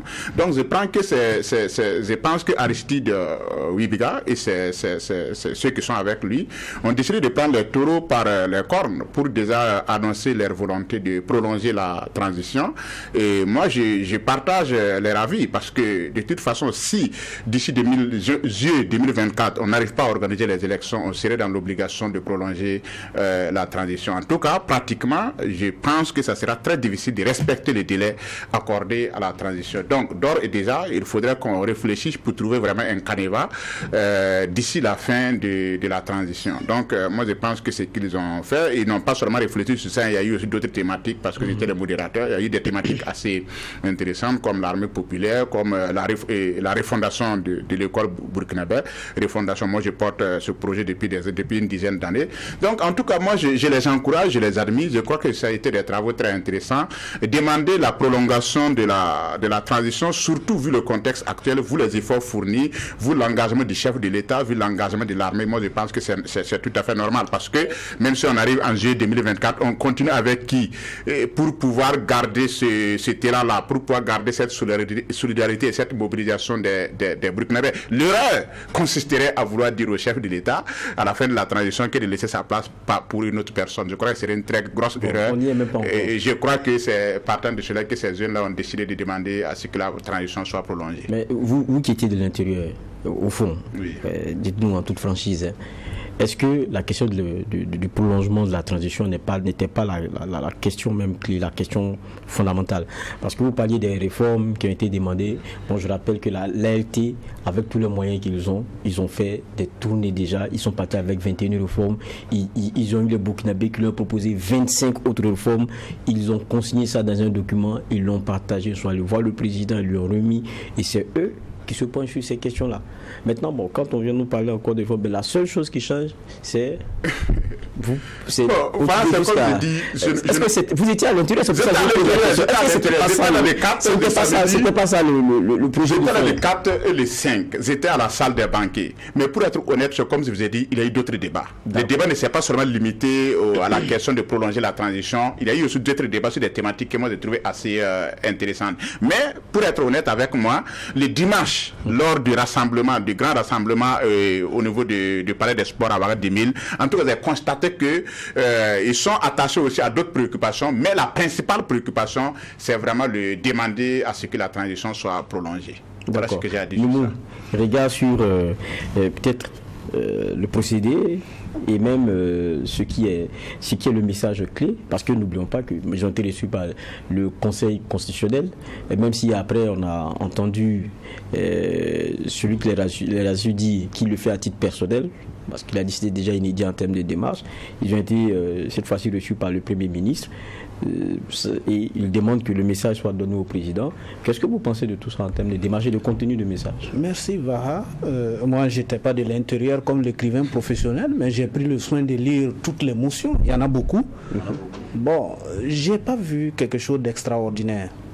Mais ce que je dois saluer, c'est le courage et le patriotisme des Burkinabés qu'ils sont, qui ont pris leurs moyens, se déplacer des régions pour venir se retrouver à la capitale pour faire une production intellectuelle et de soumettre à l'autorité. Mais pour être franc, c'est pas ça l'événement, c'est pas un événement. Le rassemblement n'est pas un événement. C'est que leur proposition, ce que l'autorité va faire de leur proposition, c'est ça qui est l'événement. Que le président de l'Assemblée, le président du Conseil constitutionnel, le Premier ministre les reçoivent, c'est normal. C'est des Burkinabés qui demandent une audience pour soumettre leur opinion. Tant mieux. Mais c'est ce que l'autorité va faire de ce qui est sorti de là qui est le problème. Mais à quelque part, il y a deux clochettes. En fait, les gens ne voient que la prolongation de la transition. Mais l'autre clochette, c'est le fait qu'ils demandent qu'on transforme l'armée en armée populaire. Vous comprendrez avec moi que ça, c'est une réforme assez difficile et assez profonde. Et du coup, on oublie. On peut ne même pas prolonger la transition, mais la transformation de l'armée en armée populaire peut poser des problèmes. Est-ce qu'ils sont des spécialistes? Il y avait des spécialistes de l'armée avec eux. Qu'est-ce qu'ils mettent dans ça? Donc, il faut qu'on ait un regard. Donc pour moi, en tout cas, c'est des propositions qu'ils ont faites. Nous attendons de voir. Qu'est-ce que l'autorité va faire de ça? Mais en attendant, on les remercie pour l'effort patriotique qu'ils font de mobiliser eux-mêmes leurs ressources et puis venir faire des rencontres à même de produire, en tout cas, des données qui peuvent faire avancer le pays. Docteur Lopépé. Oui, ok. Donc, là, je commence par le fait que Yumou parle de quoi? Armée populaire. Oui, ça faisait sourire déjà. Oui, mais je trouve que déjà c'est une armée populaire. Dès lors que nous sommes dans une défense populaire généralisée, c'est une armée populaire, n'est-ce pas? Il y a combien de jeunes civils qui ont été mobilisés pour la guerre? Combien? C'est 90 000, n'est-ce pas? Alors, l'effectif même de l'armée avant ça, c'était combien? Mais c'est une défense populaire généralisée. Donc aujourd'hui, le caractère et la nature de notre armée, c'est une armée populaire. Et la défense, elle est populaire. Voilà. Parce que c'est le peuple aujourd'hui qui en arme. C'est le peuple qui s'est organisé, qui s'est mobilisé et qui a pris les armes. Et ce peuple-là est encadré ici par l'armée pour la reconquête du territoire national. Donc, de fait, il n'a pas lu la motion sur la défense et la sécurité. Non, il a parlé de armée populaire. Lui, il trouve que non, est-ce que les militaires étaient là? Est-ce que tout là? C'est là, je dis de fait, on peut dire que c'est déjà une armée populaire. Vous mettez peut-être parler des VDP, mais quand vous mettez ça sur le ratio par rapport à l'armée, mais quand vous mettez ce ratio-là par rapport au Burkinabé que nous sommes de façon générale, on n'est pas encore je parle même de la nature même de la guerre que nous sommes en train de mener aujourd'hui. Même au niveau de l'armée, ils étaient conscients que la question donc de la reconquête du territoire ne serait relevée ici d'un groupe d'hommes spécialisés c'est-à-dire que dans le maniement des armes. Ça, au moins, je pense que c'est connu. Et c'est ça qui a amené donc l'armée à élargir la base donc, des combattants jusqu'aux jeunes civils. Et même les derniers qu'on veut réquisitionner, tels que les Ablas et autres, qui rentrent dans le cadre de la défense populaire généralisée. Mais oui, puis ce sont des citoyens civils qui vont prendre les armes pour défendre le territoire. C'est pas pour aller faire du mercenariat, c'est pour défendre leur patrie. Donc moi, je ne vois pas de mal à cela. Voilà. Donc de fait aujourd'hui, vu la nature de la guerre, vu donc la réorganisation de l'armée, vu donc la mobilisation populaire, armée, autour donc de notre armée en tant qu'institution, de fait, nous sommes dans une guerre populaire. La question. Je voulais juste répondre un peu à Youmou. Oui, mais rapidement, parce que j'ai une dernière question qui fera tout le temps. Rapidement. Non, vous laissez d'abord, docteur Poupé n'a pas terminé. Maintenant, la rencontre qui a été faite, je ne sais pas c'était quoi, c'était un symposium ou c'était quoi? Non, c'était des assises. Où vous aviez des personnes qui venaient des différentes régions, qui représentaient, à ce qu'ils disent, toutes les composantes de la nation, qui ont été réunies d'abord samedi, je pense que c'est à la... C'était salle de banquet Ouagadougou, et ils ont fini en grand. Oui, c'est une assise nationale des EC, parce qu'à la dose déjà, on parlait de meeting. Voilà, c'est pour ça. Bon, moi, dimanche, c'était un meeting. Ils l'ont appelé meeting dimanche. Ok. Bon, moi, c'est le meeting que j'avais en tête, vu ce qui a circulé comme information. Mais je ne savais pas qu'il y avait des travaux de réflexion. Avant le meeting. Oui, et c'est bien que des jeunes puissent s'asseoir, des Burkinabés puissent s'asseoir, réfléchir pour faire une proposition. Et c'est ce qu'on demande à tous les niveaux d'ailleurs. Voilà. Vous allez terminer parce que. Allez, vas-y. Moi, je ne sais pas pourquoi l'armée populaire fait peur à Honorable Youmou. Mais je n'ai pas peur. Non, mais j'ai l'impression que vous voyez un mal dans ce concept d'armée populaire là. Je trouve que c'est plus difficile que de prolonger la transition. Ok, de toute façon, moi, comme j'ai dit, moi j'ai dirigé les débats ce jour-là sur cette histoire d'armée populaire. Et moi, j'ai trouvé que c'est une bonne formule. Comme le docteur Ola a dit, dans une nation, on ne peut pas confier la défense d'une nation juste à quelques personnes appelées militaires. Oui, on peut avoir des militaires, mais dans la défense de la nation, dans la sécurité de la nation, tout le monde doit s'impliquer d'une manière ou d'une autre. Et c'est ça qu'on appelle l'armée populaire. Aujourd'hui, c'est l'armée populaire, effectivement, qui est en train de faire la guerre. Les jeunes ont demandé à ce que, même à la fin du terrorisme là, qu'on continue avec cette formule là, c'est-à-dire qu'on aurait des militaires qui ont pour promotion des militaires, mais on aurait aussi peut-être des réservistes, c'est comme on appelle ça. Tout le monde sera formé d'une manière ou d'une autre, à ce que le jour où il y a un problème au Burkina Faso, dans un village X ou bien je ne sais pas, dans un quartier, les gens soient prêts à prendre des armes. C'est ça l'armée. Même il était à l'aide, mais il n'a pas lu leur motion sur la défense. On va finir. On va dedans. Ils ont même parlé d'une loi, qu'il faut prendre une loi. Je comprends. Moi, je parle des débats que j'ai dirigés. Sigrid Youmou a été clair. Il n'est pas contre l'armée populaire généralisée ou quoi que ce soit. C'est le temps de la réforme.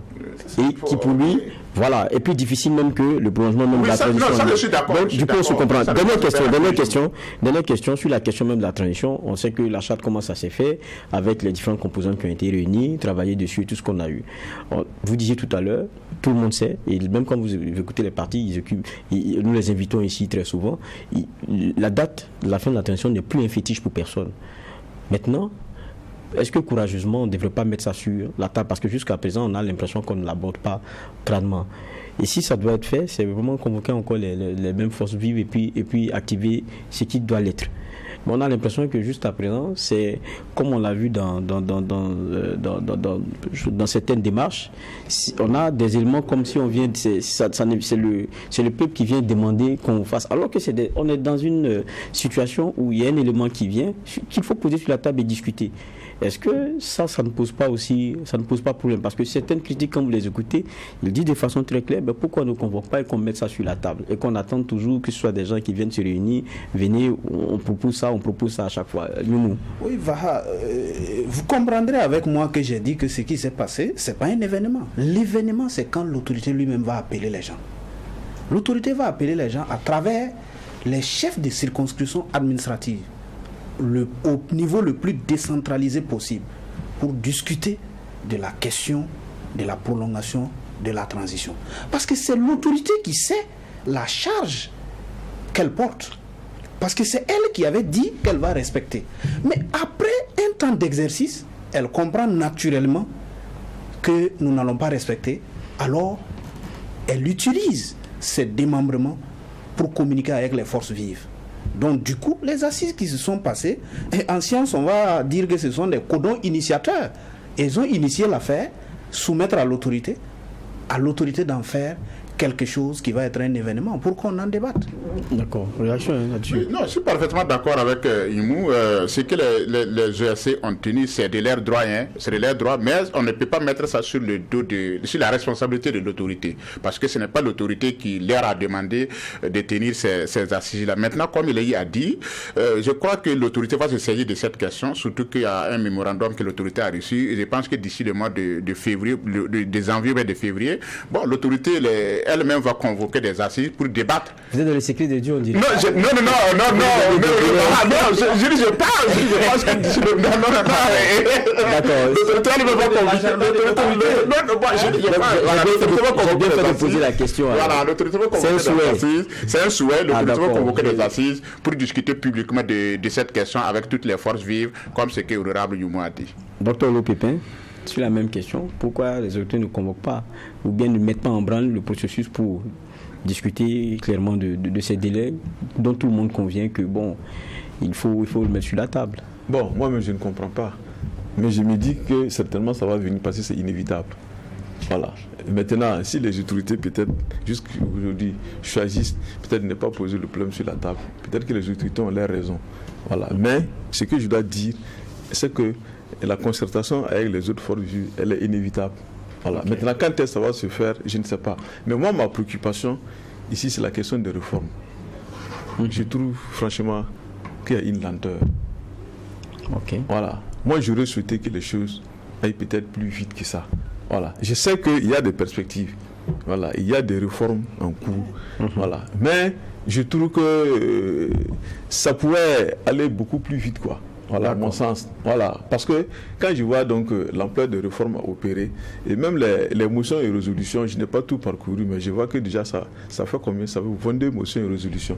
Voilà. Et tout ça, c'est des réformes à opérer. Si nous devons donc refonder la société, cela veut dire que ça doit nécessiter au préalable un débat théorique sérieux et rigoureux avec toutes les forces vives.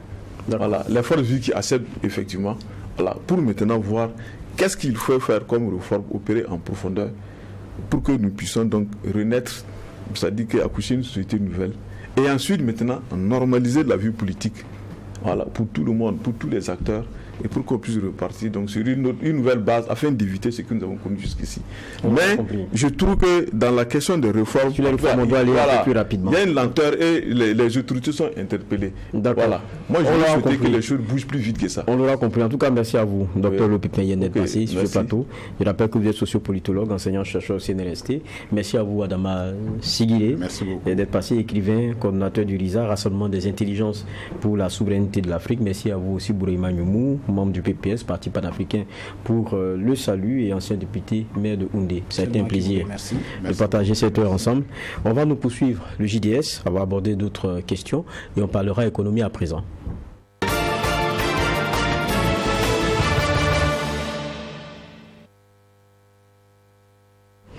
Un autre sujet que nous allons aborder dans la partie économie, on va parler de l'automobile avec un salon qui sera à sa deuxième édition. Il y a eu d'ailleurs un point de presse pour l'annoncer.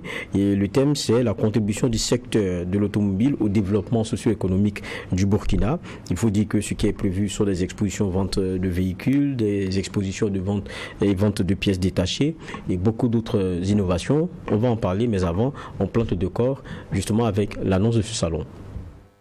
Le CIAFA, Salon international de l'automobile au Faso, plus qu'un rendez-vous d'exposition de voitures, constitue un cadre privilégié pour explorer les dimensions multiples de l'industrie automobile, selon Benjamin Bansé, le chargeur du projet de ce salon. Pour cette deuxième édition prévue du 25 novembre au 2 décembre dans la capitale burkinabé, les parties prenantes se réuniront pour échanger sur diverses thématiques, notamment l'organisation de la chaîne de valeur locale, son impact dans le renforcement du tissu économique, l'innovation et l'évolution du secteur de l'automobile, ainsi que des solutions durables en matière de mobilité. Un secteur de l'automobile qui se développe, qui est en train de prendre des proportions dans un Burkina qui se développe nécessite vraiment que les acteurs puissent se réunir, puissent déjà échanger sur un certain nombre de problématiques liées à ce développement-là, de dégager un certain nombre de pistes pour que déjà cette chaîne de valeur-là puisse avoir un impact économique et justement de concert avec l'ensemble des partenaires qui interviennent dans ce secteur, nous puissions aller vers un secteur de l'auto qui respecte un certain nombre d'exigences. Pour cette édition 2023 du CIAF, plusieurs pays sont invités. Il s'agit entre autres les Émirats arabes unis, Dubaï, les États-Unis, le Mali et la Côte d'Ivoire. Question de leur permettre d'apporter leurs expertises et de mettre en lumière l'impact de ce secteur dans l'économie burkinabé.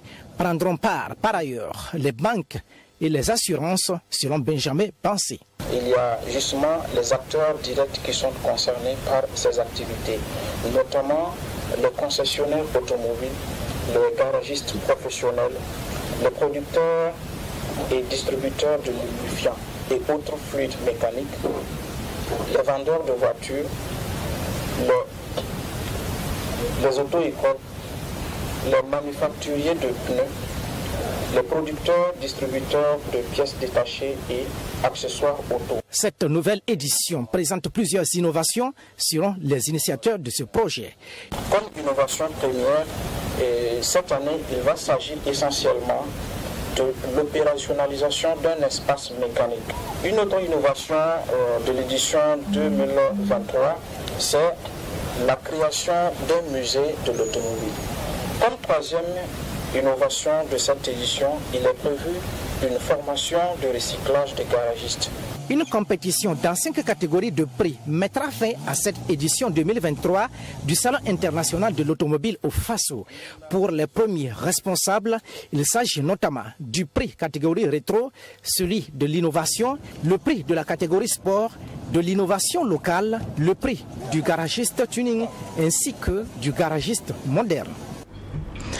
Nous sommes donc en plein dans le sujet que nous abordons. Nous allons parler véhicules avec ce salon qui met donc le véhicule, donc la voiture, pour être plus accessible dans donc Ouagadougou et dans ce festival-là, ce salon.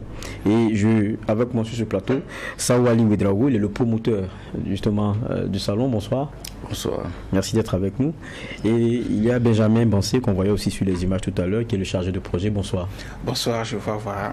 C'est un plaisir de vous avoir ici. On a vu le point de presse tout à l'heure et vous annoncez déjà comment ça va être structuré, parlant de ce salon-là, parce que ça commence dans pas longtemps, c'est le 25 jusqu'au 2 novembre. Logiquement, moi je vais commencer déjà par le promoteur. C'est comment vient l'idée comme ça de faire un salon de l'automobile dans un pays où on n'a qu'à se dire la vérité. Au Burkina, la voiture c'est un luxe. Quand quelqu'un veut faire un salon sur un luxe, c'est bon, il va chercher la chose.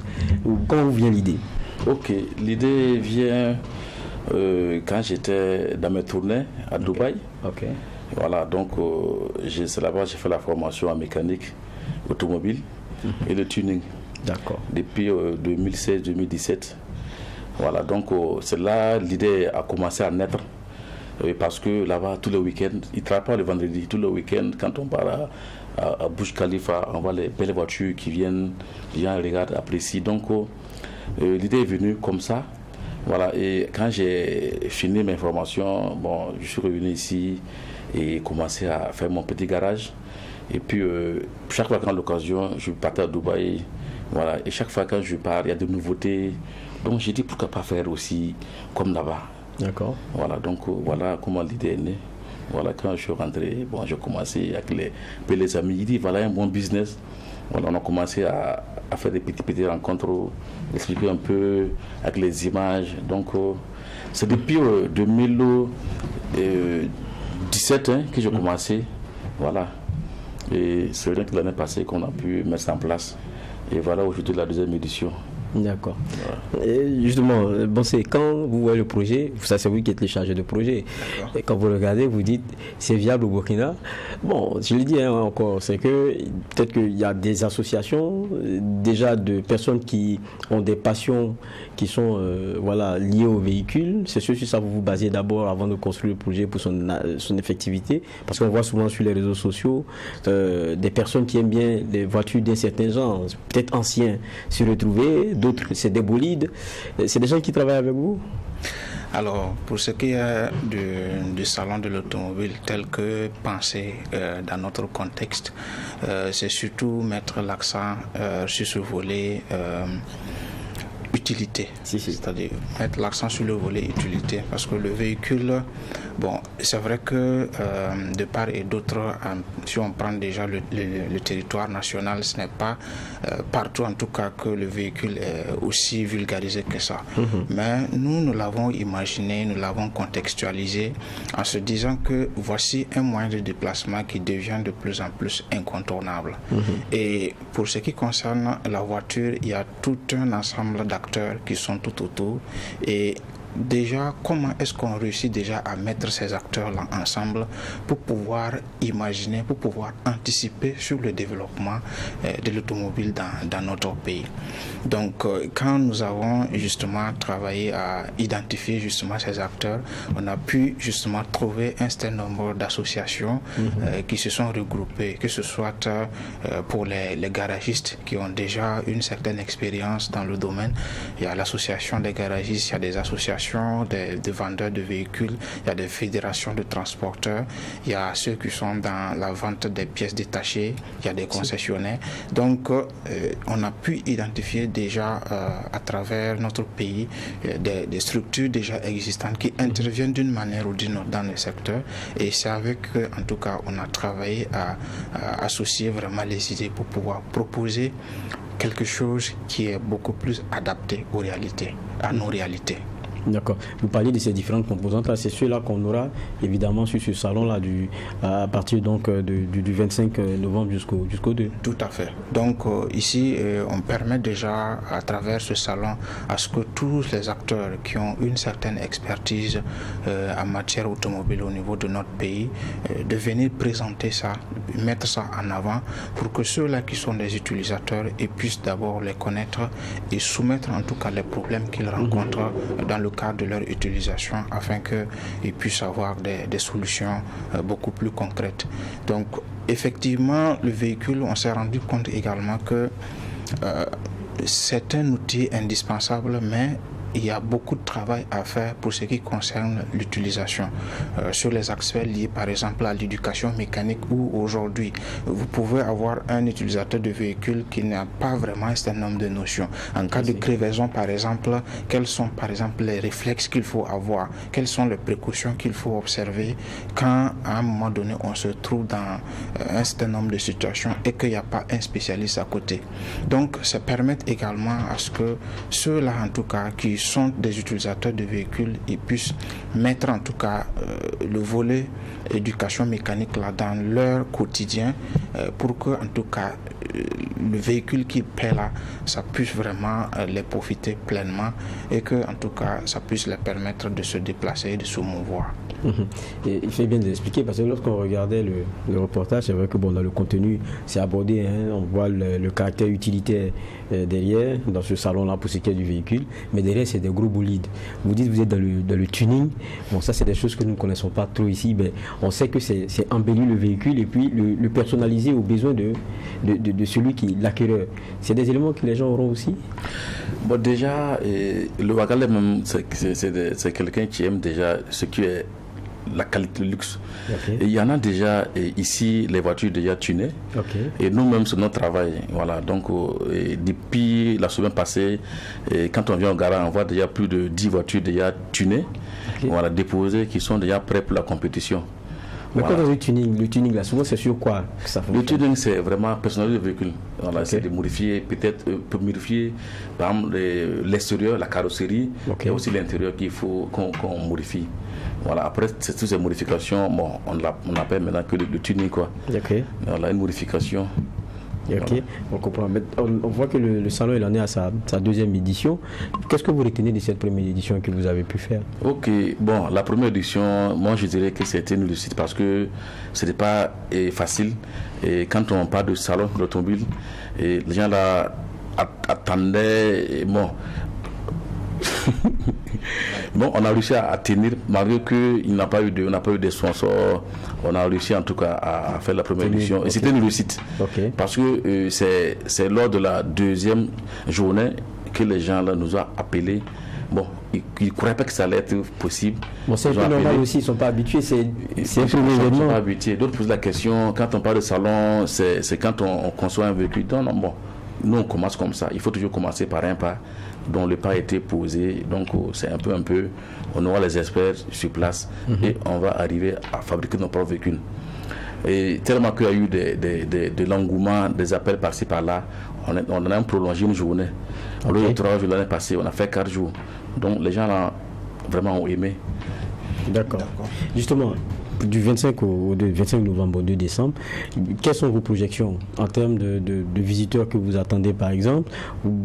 Parce qu'aujourd'hui, on se dit quand on parle d'exposition, c'est des places. Il faut que les gens viennent d'abord adhérer au projet, exposer ce qu'ils ont. Est-ce qu'on a des personnes qui adhèrent au projet, des exposants qui seront vraiment présents? Absolument. Je pense que déjà pour un bilan à mi-parcours, à quelques jours en tout cas de l'événement, on a pu avoir l'adhésion de, en tout cas, près d'une 50aine de structures et d'entreprises qui évoluent dans le domaine de l'automobile, qui ont déjà marqué en tout cas leur accompagnement pour l'édition de cette année.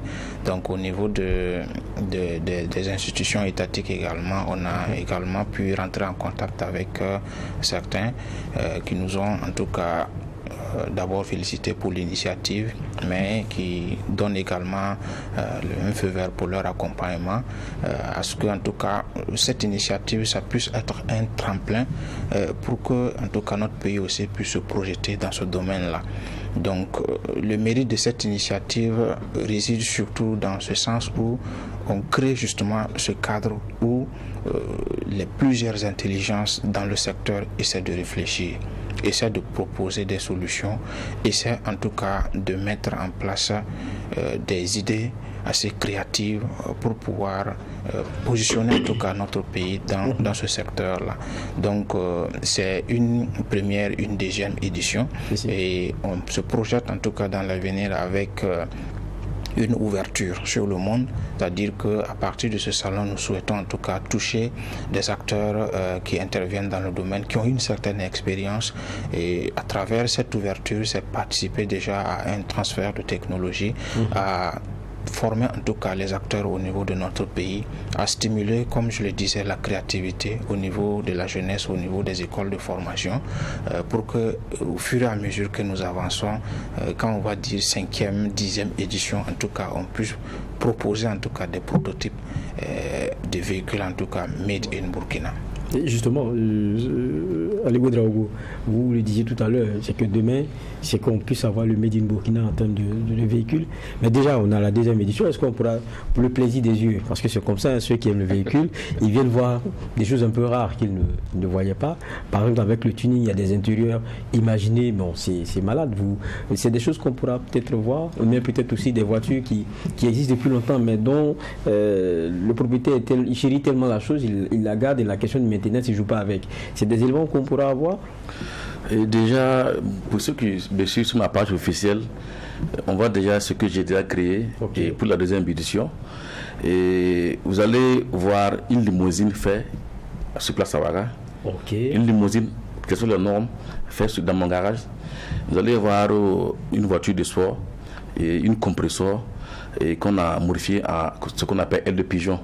Les porteurs, au lieu qu'on les ouvre comme ça, on les soulève. Voilà, ça c'est fait sur place. Il y en a beaucoup de trucs qu'on a fait pour l'exposition cette année. Il y a aussi le musée qui est innovation. Il y a le musée de l'automobile qu'on a initié. Nous aurons l'occasion de voir toutes les différentes pièces qui composent le moteur.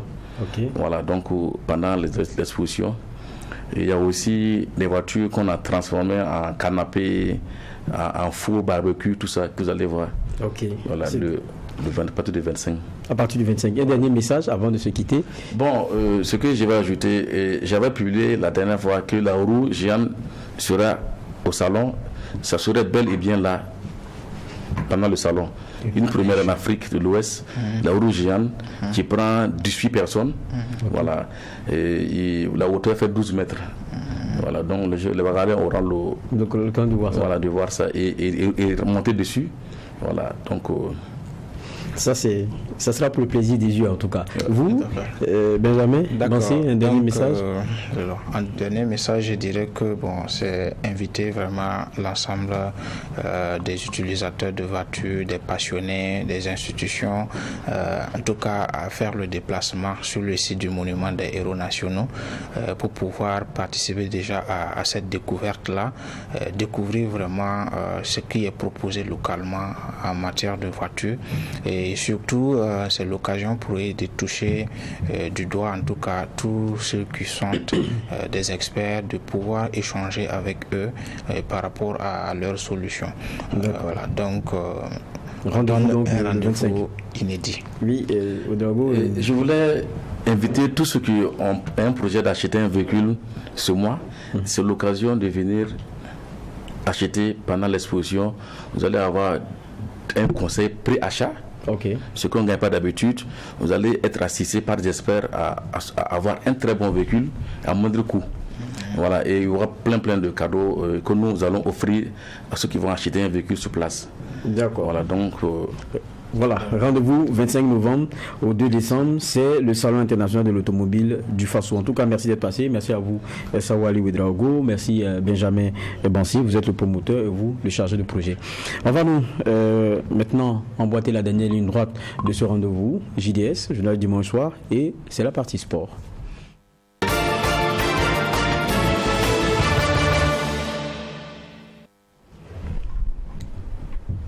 Un sujet que nous annoncions en titre, la Ligue régionale du centre de football qui a tenu une conférence de presse.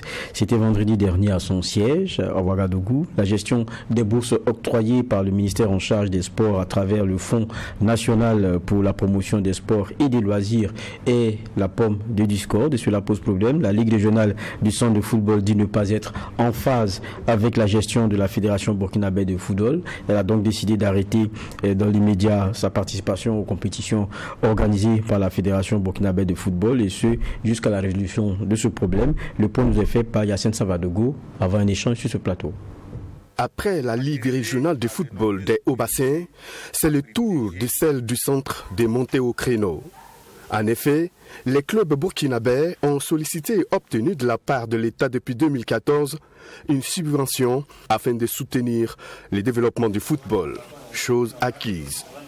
Suite à la saine utilisation des fonds, les acteurs ont décidé de la retenue de 25% en 2017 sur la subvention pour l'organisation du championnat des petites catégories. Cette retenue a permis la bonne tenue de ce championnat en 2019. Depuis la saison 2020-2021, les choses ont changé. Les compétitions ne se tiennent pas de façon correcte, mais les retenues ont continué d'être opérées. Pour la saison 2022-2023, les clubs n'ont pas reçu la totalité de la subvention au motif que la retenue de 25% opérée par la Fédération burkinabé de football, celle-ci n'a pas pu se justifier selon les conférenciers du jour. Face à tous ces manquements, la Ligue et les clubs du centre viennent à la charge. Les clubs de Ligue 1 et de Ligue 2, à travers la Ligue régionale du centre de football, ont adressé une correspondance au président de la FBF pour exiger le remboursement de la retenue de 25% aux clubs qui en sont les réels bénéficiaires. Charge à eux de produire les justificatifs y afférents. Le paiement des 4 mois d'arriérés des bourses au titre de la saison 2022-2023. L'arrêt de coupure de la subvention destinée aux clubs de Ligue 1 et de Ligue 2. La prise de dispositions pour rassurer les 10 clubs pour les paiements des bourses de la saison 2023-2024. Toujours selon les représentants des clubs de première et de deuxième division, ils ont fourni les pièces justificatives de la subvention reçue antérieurement à la fédération, mais celle-ci en retour n'a pas pu justifier au donateur, qui est le Fonds national pour la promotion du sport et des loisirs, d'où les problèmes. Le fonds dit, si vous ne justifiez pas, je ne vous donne plus l'argent. Les clubs ont justifié, la fédération ne peut pas justifier les 25% parce qu'elle n'a pas organisé la compétition. Et donc ça a créé un blocage. Et ce blocage-là a fait que les clubs n'ont plus reçu les 4 autres mois de la saison 2022-2023. Donc notre première barrière, c'est même ça. Et ces préoccupations ont été posées depuis longtemps. Ça a été débattu, comme on l'a dit, lors de l'Assemblée générale. Il n'y a pas eu de solution. Au regard de ce qui précède, les clubs de Ligue 1 et Ligue 2 décident de l'arrêt immédiat de leur participation aux compétitions organisées par la Fédération burkinabé de football jusqu'à ce que les problèmes soient résolus. Un véritable problème, une pomme de discorde, nous le disions. On va en débattre ici. Et nous le promettions en début d'émission. Avec nous, David Koudgou Yameogo. Bonsoir. Bonsoir. Merci d'être avec nous. Vous êtes le président de Faso Athletic Club, FAC. C'est ça. Oui, tout à fait. Claude Romba. Bonsoir. Bonsoir. Merci d'être avec nous. Merci, en tout cas, très ravi. Donc, comme chaque week-end, en tout cas, d'être sur ce plateau pour parler de sport. Évidemment. Et la question des 25% de la bourse attribuée au club. Et voilà qu'aujourd'hui, on est dans une situation qui est un peu plus complexe. Nous, on ne savait pas les dessous avant le fameux point de presse. On a vu les passes d'armes, on a juste appris qu'il y aurait un boycott ou en tout cas un week-end pour les amoureux du ballon rond qui ne se fera pas de façon bien vue. Et voilà qu'on a maintenant les quelques explications, mais on va aller un peu plus en profondeur. Claude Romba. Oui, effectivement, c'est vrai que les prémices avaient été donc annoncées lors donc, de la dernière Assemblée générale extraordinaire, de l'Assemblée générale ordinaire de la Fédération burkinabé de football, parce que ça faisait partie d'un point de l'ordre du jour. En tout cas, ça a été une question qui a été abordée. C'est pas que ça faisait partie, mais en tout cas, la question a été abordée sans jamais trouver des solutions. Maintenant, comme ça revient comme un boomerang, maintenant on peut se demander pourquoi c'est maintenant que ça revient alors que bon, il y a eu la latitude. Il y a eu quand même une tribune où tout le monde aurait pu s'exprimer, ou en tout cas on aurait pu, en tout cas à mon avis, on aurait pu épurer cette question-là, mais bon, on s'est rendu compte que ça n'a pas été le cas. Je ne sais pas pourquoi à l'Assemblée générale... Pourquoi maintenant? C'est la question, pourquoi maintenant? Pourquoi maintenant? Peut-être que c'est maintenant qu'il faut en parler davantage, il faut peut-être résoudre la question. C'est aussi le moment où les clubs sont en difficulté financière, puisque, comme vous le savez, la saison a repris. Et il faut de l'argent pour gérer le club, les joueurs et tout ce qui s'ensuit. Au jour d'aujourd'hui, même si nous n'avions pas décrété l'arrêt de la compétition, je pense qu'elle se serait arrêtée d'elle-même. S'il n'y a pas d'argent, on n'a pas les financements nécessaires. Je pense que les gens se préoccupent des 25%, mais à l'origine, le problème, ce n'est pas les 25%. Ok. Le problème, c'est que l'État a consenti d'accompagner les clubs de première et deuxième division en leur donnant une subvention par saison. Pour les clubs de D2, ça fait 10 millions donnés en 10 mois, en 10 mensualités. Et pour les clubs de D1, c'est 2 millions, voilà, 20 millions donnés également en 10 mensualités. Okay. C'est-à-dire que cet argent est donné pour aider les clubs à accompagner leurs joueurs dans leur paiement et dans le développement de l'activité football. Donc, le problème, ce n'est pas les 25%, parce que les 25% ont été consentis par les clubs. Il y a beaucoup d'informations là-dessus, mais je préfère donner l'information. Il faut dire qu'en 2017 déjà, le ministère avait pensé remettre en cause déjà cette possibilité que l'État donne de l'argent aux clubs. Tout à fait. Il y a eu des discussions entre la fédération, le ministère et les clubs. Et finalement, le ministère a accepté de poursuivre le financement du football à travers cette subvention. Et seulement, le ministère avait dit que pour soutenir donc cet effort du gouvernement, il fallait que pour la part de chaque club qui est donnée, que chaque club puisse retenir 25% pour s'occuper de la formation des petites catégories, des jeunes joueurs. Donc l'idée de 25% est déjà allée depuis 2017, mais c'était pour que chaque club prélève 25% pour gérer les petites catégories. Et normalement, chaque club qui reçoit donc la subvention devrait entretenir au minimum 1 ou 2 équipes de jeunes. Parce que le ministère était convaincu que la relève doit être, si vous voulez, l'élément essentiel du développement futur du football. Seulement en émettant donc cette possibilité que les équipes aient des joueurs, il faut émettre la possibilité que ces équipes puissent avoir une compétition de qualité. Il se trouve qu'en 2015-2016, la fédération avec l'Assemblée générale conclut une convention pour que l'Assemblée nationale puisse subventionner, en tout cas financer la compétition des jeunes. Et la fédération avait conclu un contrat sur 3 ans qui devrait permettre la mise en œuvre des activités pour la catégorie jeune.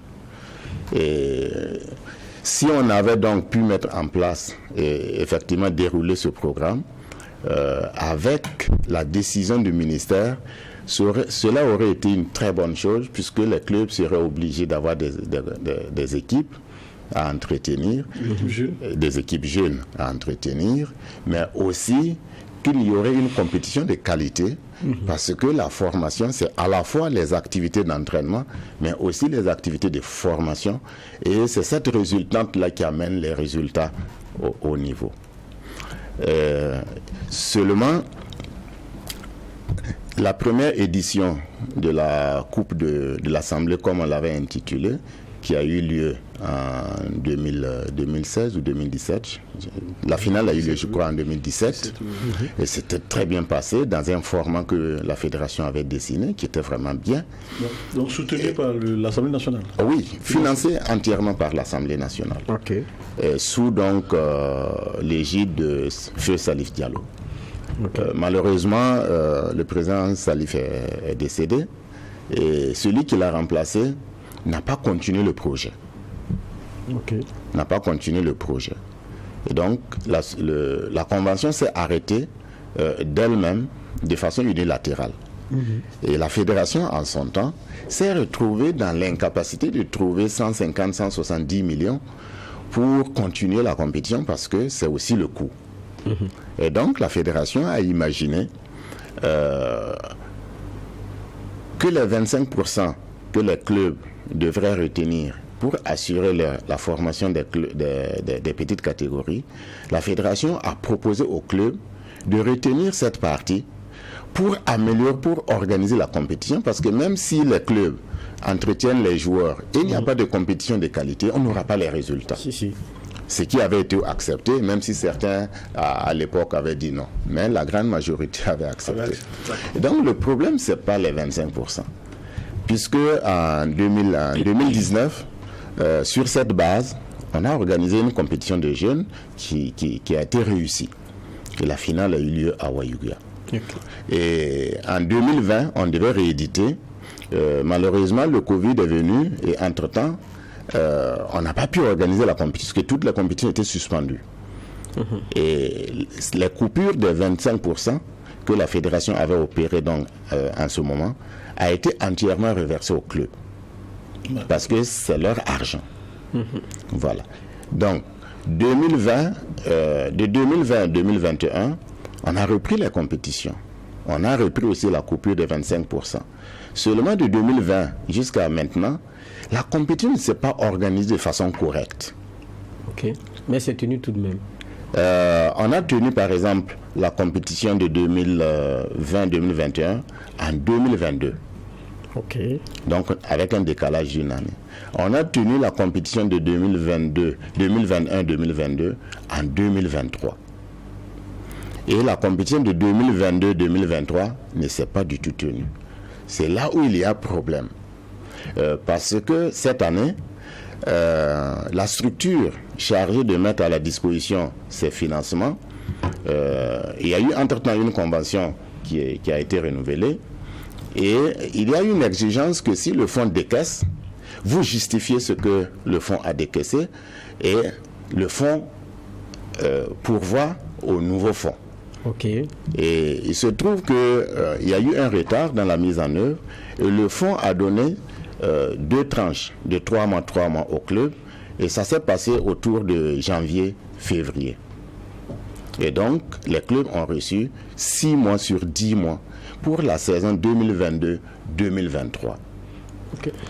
Et donc, les clubs ont utilisé cet argent et s'attendaient donc au reste. Il reste 4 mois.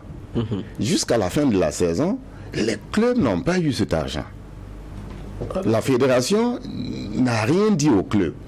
Quelle est la raison? Il n'y a rien. Parce que l'intermédiaire entre les clubs et la structure qui finance, notamment le Fonds national pour la promotion des sports et des loisirs, c'est la fédération. C'est la fédération. Parce que c'est la fédération qui conclut la convention avec le ministère pour ce financement. Et donc, les clubs, juste avant l'Assemblée générale, déjà en août, les clubs ont commencé à ruminer, et les ligues de Bobo et de Ouaga ont alerté la fédération sur cette problématique, en dénonçant un certain nombre de choses, mais aussi en se posant des questions. Pourquoi on n'a pas reçu les 20%? Les 4 mois. Les 4 mois. Oui, les 4 mois. Et donc, finalement, la fédération a initié un ensemble de rencontres juste avant l'Assemblée générale. Et parmi les sujets de ces rencontres, la question a été abordée. Il se trouve que la raison essentielle pour laquelle les clubs n'ont pas reçu les 4 derniers mois, c'est parce que les 25% que la fédération a prélevés, elle ne peut pas justifier ça parce qu'elle n'a pas organisé la compétition. Et donc, finalement, le fonds dit, s'il n'y a pas de justification, conformément au principe, nous ne pouvons plus décaisser de l'argent pour les clubs. C'est ça qui a créé le blocage. Okay. Et donc, finalement... Donc, les 4 mois d'arriéré, c'est pour la saison dernière. Et oui, la saison 2022-2023. 2022-2023. Okay. Et donc, finalement, lors de l'Assemblée générale, on en a discuté. La fédération avait dit en tout cas qu'elle allait trouver une solution parce qu'elle devrait justifier les coupures de 25% qui représentaient, je crois, autour de 80-84 millions.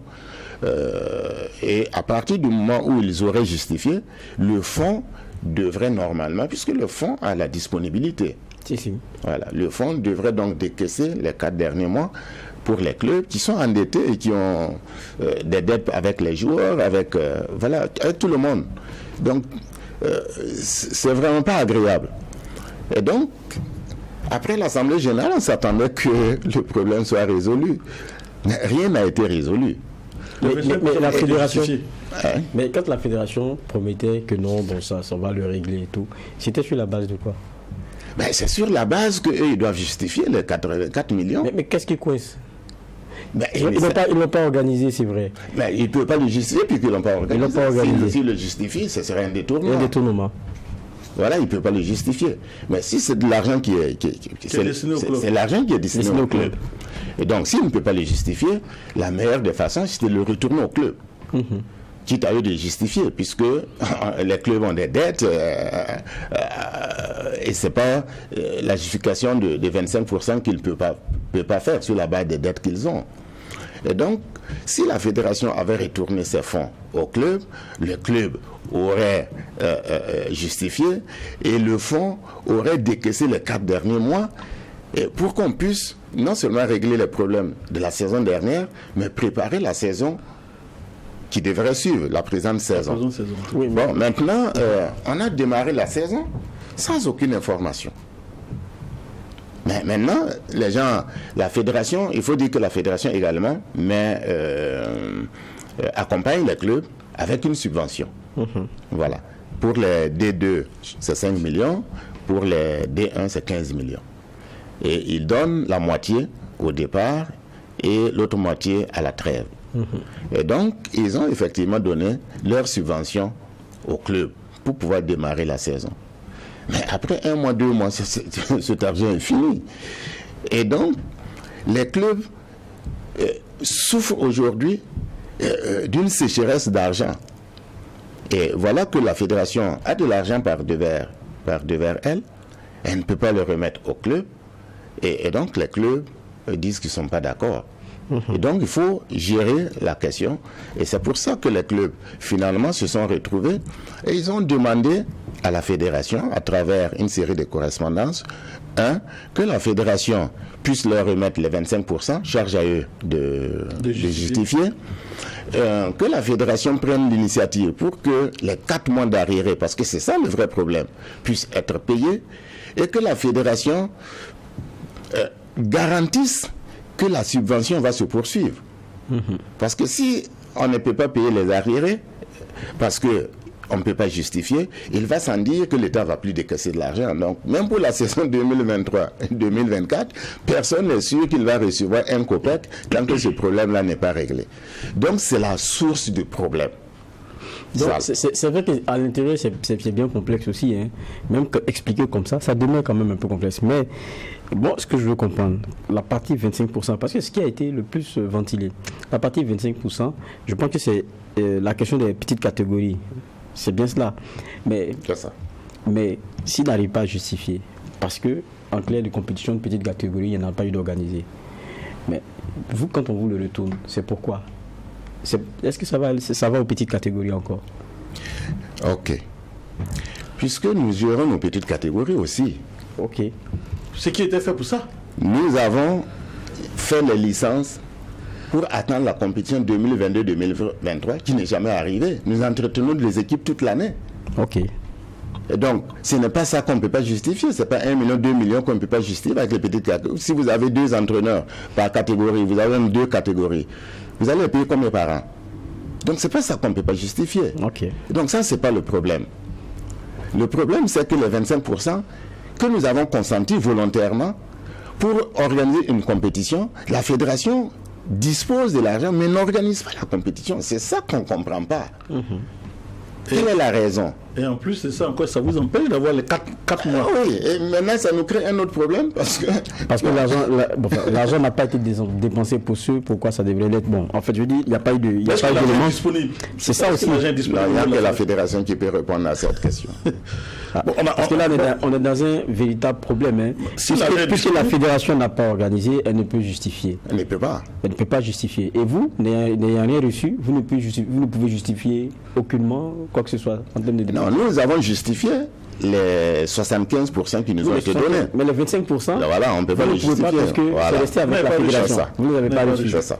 Donc vous demandez à ce qu'on vous restitue ces 25%. Si on le restitue, nous allons le justifier au fond. Parce que le fond attend les justificatifs juste pour pouvoir décaisser. Mais en termes aussi, il y a peut-être une solution. Je le dis comme ça aussi. Il y a peut-être une solution à partir du moment où vous préparez, espérant avoir une compétition pour vos catégories. Ça veut dire que vous avez injecté de l'argent pour ces enfants-là déjà. Mais bien sûr. Donc ça peut être justifié. C'est ça. Bien sûr, ça pose pas de problème. Qu'est-ce que vous dit la fédération? La fédération ne nous dit rien, c'est ça le problème. Et pire, la dernière correspondance que la fédération nous a envoyée, et même que nous sommes aujourd'hui certains, que la fédération a reversé l'argent dans le trésor public. Alors que vous avez... Et nous avons des besoins. L'État nous donne de l'argent. La fédération a reversé les 84 millions. Parce qu'il ne peut pas le reverser au fond. Non, il ne peut pas reverser ça au fond. Les questions si vous regardez le fonctionnement des finances publiques, si de l'argent est décaissé pour une série d'activités, si vous n'arrivez pas à mener toute l'activité, ce n'est pas à la DAF ou là où vous avez repris l'argent que vous allez aller verser. Vous allez verser l'argent au trésor public et vous prenez un document pour servir de justification du reste d'argent que vous n'avez pas pu exploiter. Ce qui veut dire également que vous n'en aviez pas besoin, si vous n'avez pas pu l'utiliser. Et donc, au jour d'aujourd'hui, il semble que, c'est vrai, on a eu des informations assez précises, la fédération a reversé ces 84 millions dans les caisses de l'État. Et pourquoi? Ce qui ne pourrait pas, non seulement le fonds ne peut pas retrouver cet argent, et les clubs n'ont pas cet argent. Alors, pour quelle raison la fédération qui est censée nous soutenir, parce que les clubs, ce sont ces clubs, mais vous privez de 84 millions. Non, même pas que ça, c'est que pourquoi est-ce que le fonds demain financera si on vous l'a déjà donné et puis bon, vous l'avez retourné. C'est que vous n'en avez pas besoin, c'est l'expression. C'est ça le vrai problème aujourd'hui. Ça veut dire que les subventions normalement si le fonds doit vous reverser encore une autre subvention, c'est coupé de 25%, ça devient maintenant c'est problématique. Voilà, c'est problématique parce que c'est problématique. Si vous devriez bénéficier de ça normalement, ça veut dire que vous n'en avez pas besoin. C'est comme si on n'en avait pas besoin. Alors que ce n'est même pas déjà suffisant. Ce qu'on nous donne, ce n'est déjà pas suffisant. Mais pourquoi la fédération ne vous reverse pas, parce que vous avez demandé ces 84 millions, ne vous reverse pas ces 84 millions? Il n'y a que la fédération pour répondre. Nous avons souhaité, à travers 2 correspondances. Non, ça veut dire que la première correspondance, nous avons dit, remettez-nous les 25% charge au club de justifier. Et nous a répondu pour dire, nous on va reverser l'argent au fond. Et nous avons encore écrit une lettre pour dire, remettez-nous l'argent parce que c'est notre argent. Ce n'est plus l'argent du fonds. Le fonds nous l'a donné. C'est nous qui avons consenti que la fédération prélève 25%. Ce n'est pas le fonds qui a dit à la fédération d'enlever 25%. Mais vous avez dit déjà qu'il y a eu des fois où il y a eu des dépassements, il n'y a pas eu d'organisation. Avant cette fois-ci, il y a déjà eu une fois. Covid ou la Covid? Au moment de la Covid, il n'y a pas eu de... Au moment de la Covid, comment est-ce que ça s'est passé? On vous l'a retourné après? Oui, la fédération a retourné au club les 25%. Alors, mais pourquoi est-ce que cette fois-ci, ça ne s'est pas fait? Mais on ne sait pas. C'est ça qui est un peu étrange. Et nous, on ne comprend pas. Et dans cette situation, parce que le week-end, là, ça a été complexe. Qu'est-ce qui va se passer? Qu'est-ce qui va se passer? Si le championnat n'a pas eu lieu, on fait quoi? Non, nous avons dit, nous avons mis des exigences. Que la fédération nous retourne les 25%. C'est qu'elle n'a plus. Bon. Oui, au jour d'aujourd'hui. 2, qu'elle fasse ce qu'elle doit faire pour que nous puissions être payés sur les 4 mois d'arriérés. 4, la saison a démarré depuis 2-3 mois. Que les fonds qui devraient nous être attribués pour la saison 2023-2024 soient faits. Ah, c'est de l'argent ça? Puisque tout ça, il n'y a rien qui est fait. Et sinon, nous n'allons plus compétir. Monsieur Yamigo, allons étape par étape, si on veut, pour qu'on puisse bien se comprendre. Je prends par exemple un club de première division, tout de suite dans cette situation. Ça veut dire que si on retournait les 25%, ça veut dire que ce club de première division aurait eu dans les 25% 2 500 000. Les 2 500 000 plus les 4 mois d'arriérés de salaire, et les 4 mois, donc ça fait 2 millions par mois, ça fait 8 millions, plus les 2 millions, ça va 2 500 000, ça fait 10 millions. 10 500 000 plus les 3 mois de la nouvelle saison qui ont commencé, ça faisait 6 millions, donc autour de presque 17 millions que les clubs de première division devaient. Donc, si cette situation se réglait, les gens devaient bénéficier de 17 millions pour gérer déjà. Voilà. Wow. Maintenant, alors ça, c'est les clubs de ça, c'est les premières divisions. Il faut diviser par 2 pour trouver la deuxième division. Les deuxième division. Ça, on a bien monté. 8 500 000. Quand on voit globalement, on est à combien? C'est que parce que vous discutez avec vous, vous avez un peu l'État. Ça fait combien vous demandez à la Fédé aujourd'hui? 84 millions. Non, mais... Tout simplement 84 millions.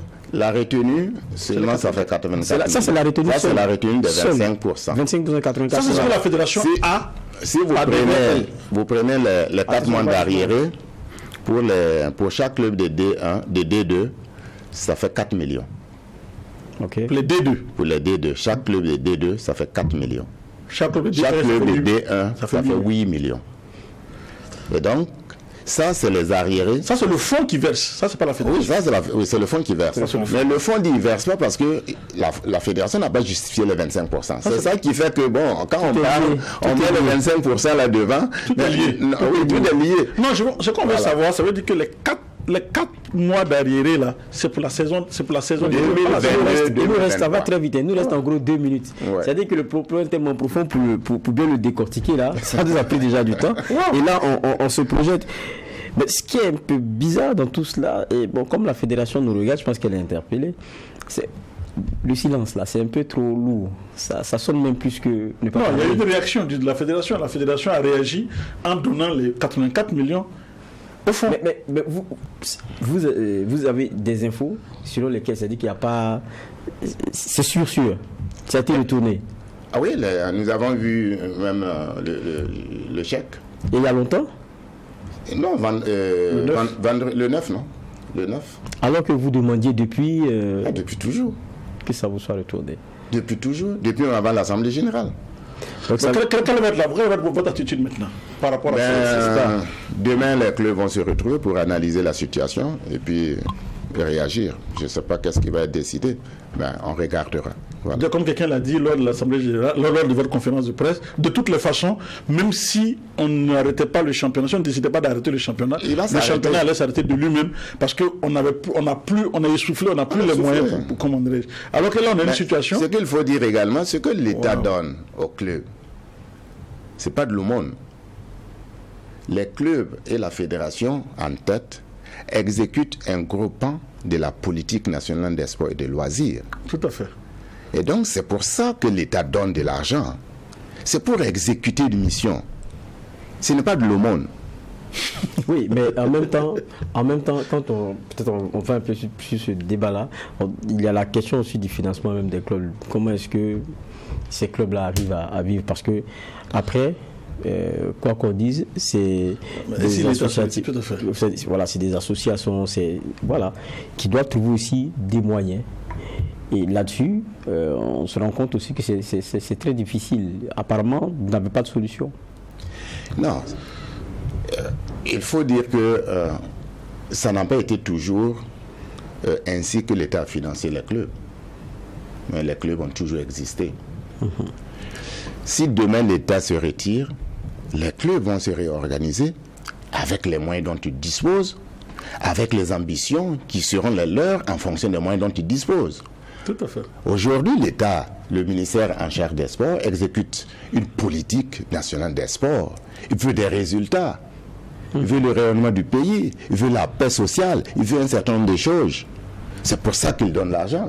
Si demain on ne donne pas l'argent, les clubs vont se retrouver pour voir qu'est-ce qu'ils peuvent faire avec ce dont ils disposent. Ça ne pose aucun problème.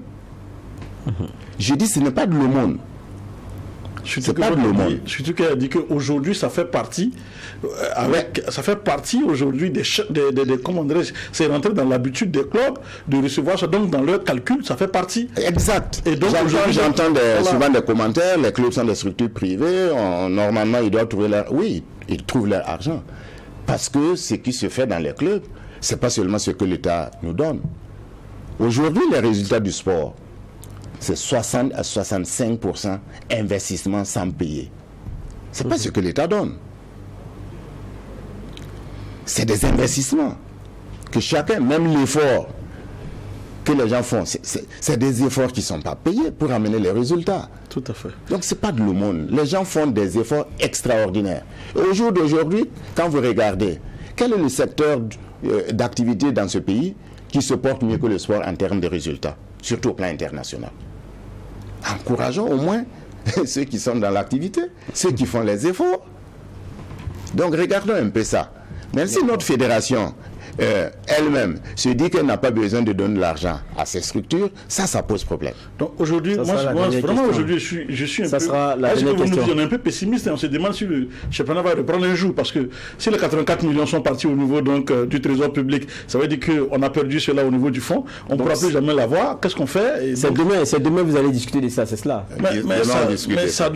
Mais personne n'a intérêt à ce que le championnat s'arrête. Ni les clubs, ni la fédération, ni les acteurs. On espère que l'oreille favorable se trouvera au niveau de la Fédération burkinabé de football et que, des justes milieux seront trouvés, parce que là, ça devient vraiment difficile. Est-ce qu'après avoir signé ce chèque-là, la Fédération peut récupérer cet argent-là, vous ramener? Demandez à la Fédération. D'accord. En tout cas, merci. Merci à vous, David Kouni Ameougou, d'être passé. Je rappelle que vous êtes le président du Faso Athletic Club. Ça a été un plaisir de vous avoir et on espère que demain, ce sera de bonnes nouvelles. On le souhaite. nous sommes des amoureux du stade, là. On veut aller regarder des matchs. Et nous, ça nous manque. Si on fait une semaine, 2 semaines, on ne voit pas de match, on est malade. C'est vrai. Ouais. Merci donc à vous, Claude Roba. Merci. Mais rappeler que les étalons aujourd'hui entrés en ligne de la Coupe du Monde, U17, malheureusement, on est tombé face à cette équipe de la France 3-0. Mais le prochain match, c'est mercredi face aux États-Unis. Et donc, le Burkina a toutes ses chances de se qualifier encore pour le Et on est ici et on est derrière eux. On espère que le drapeau là va flotter très haut dans cette compétition. Merci. Merci d'avoir été des nôtres. C'est la fin aussi de ce JDS, journal du dimanche soir que j'ai pris plaisir à présenter. On se donne rendez-vous dimanche prochain, toujours pour ce même rendez-vous. Et d'ici là, ce qu'on souhaite, c'est de bien se porter. Portons-nous bien.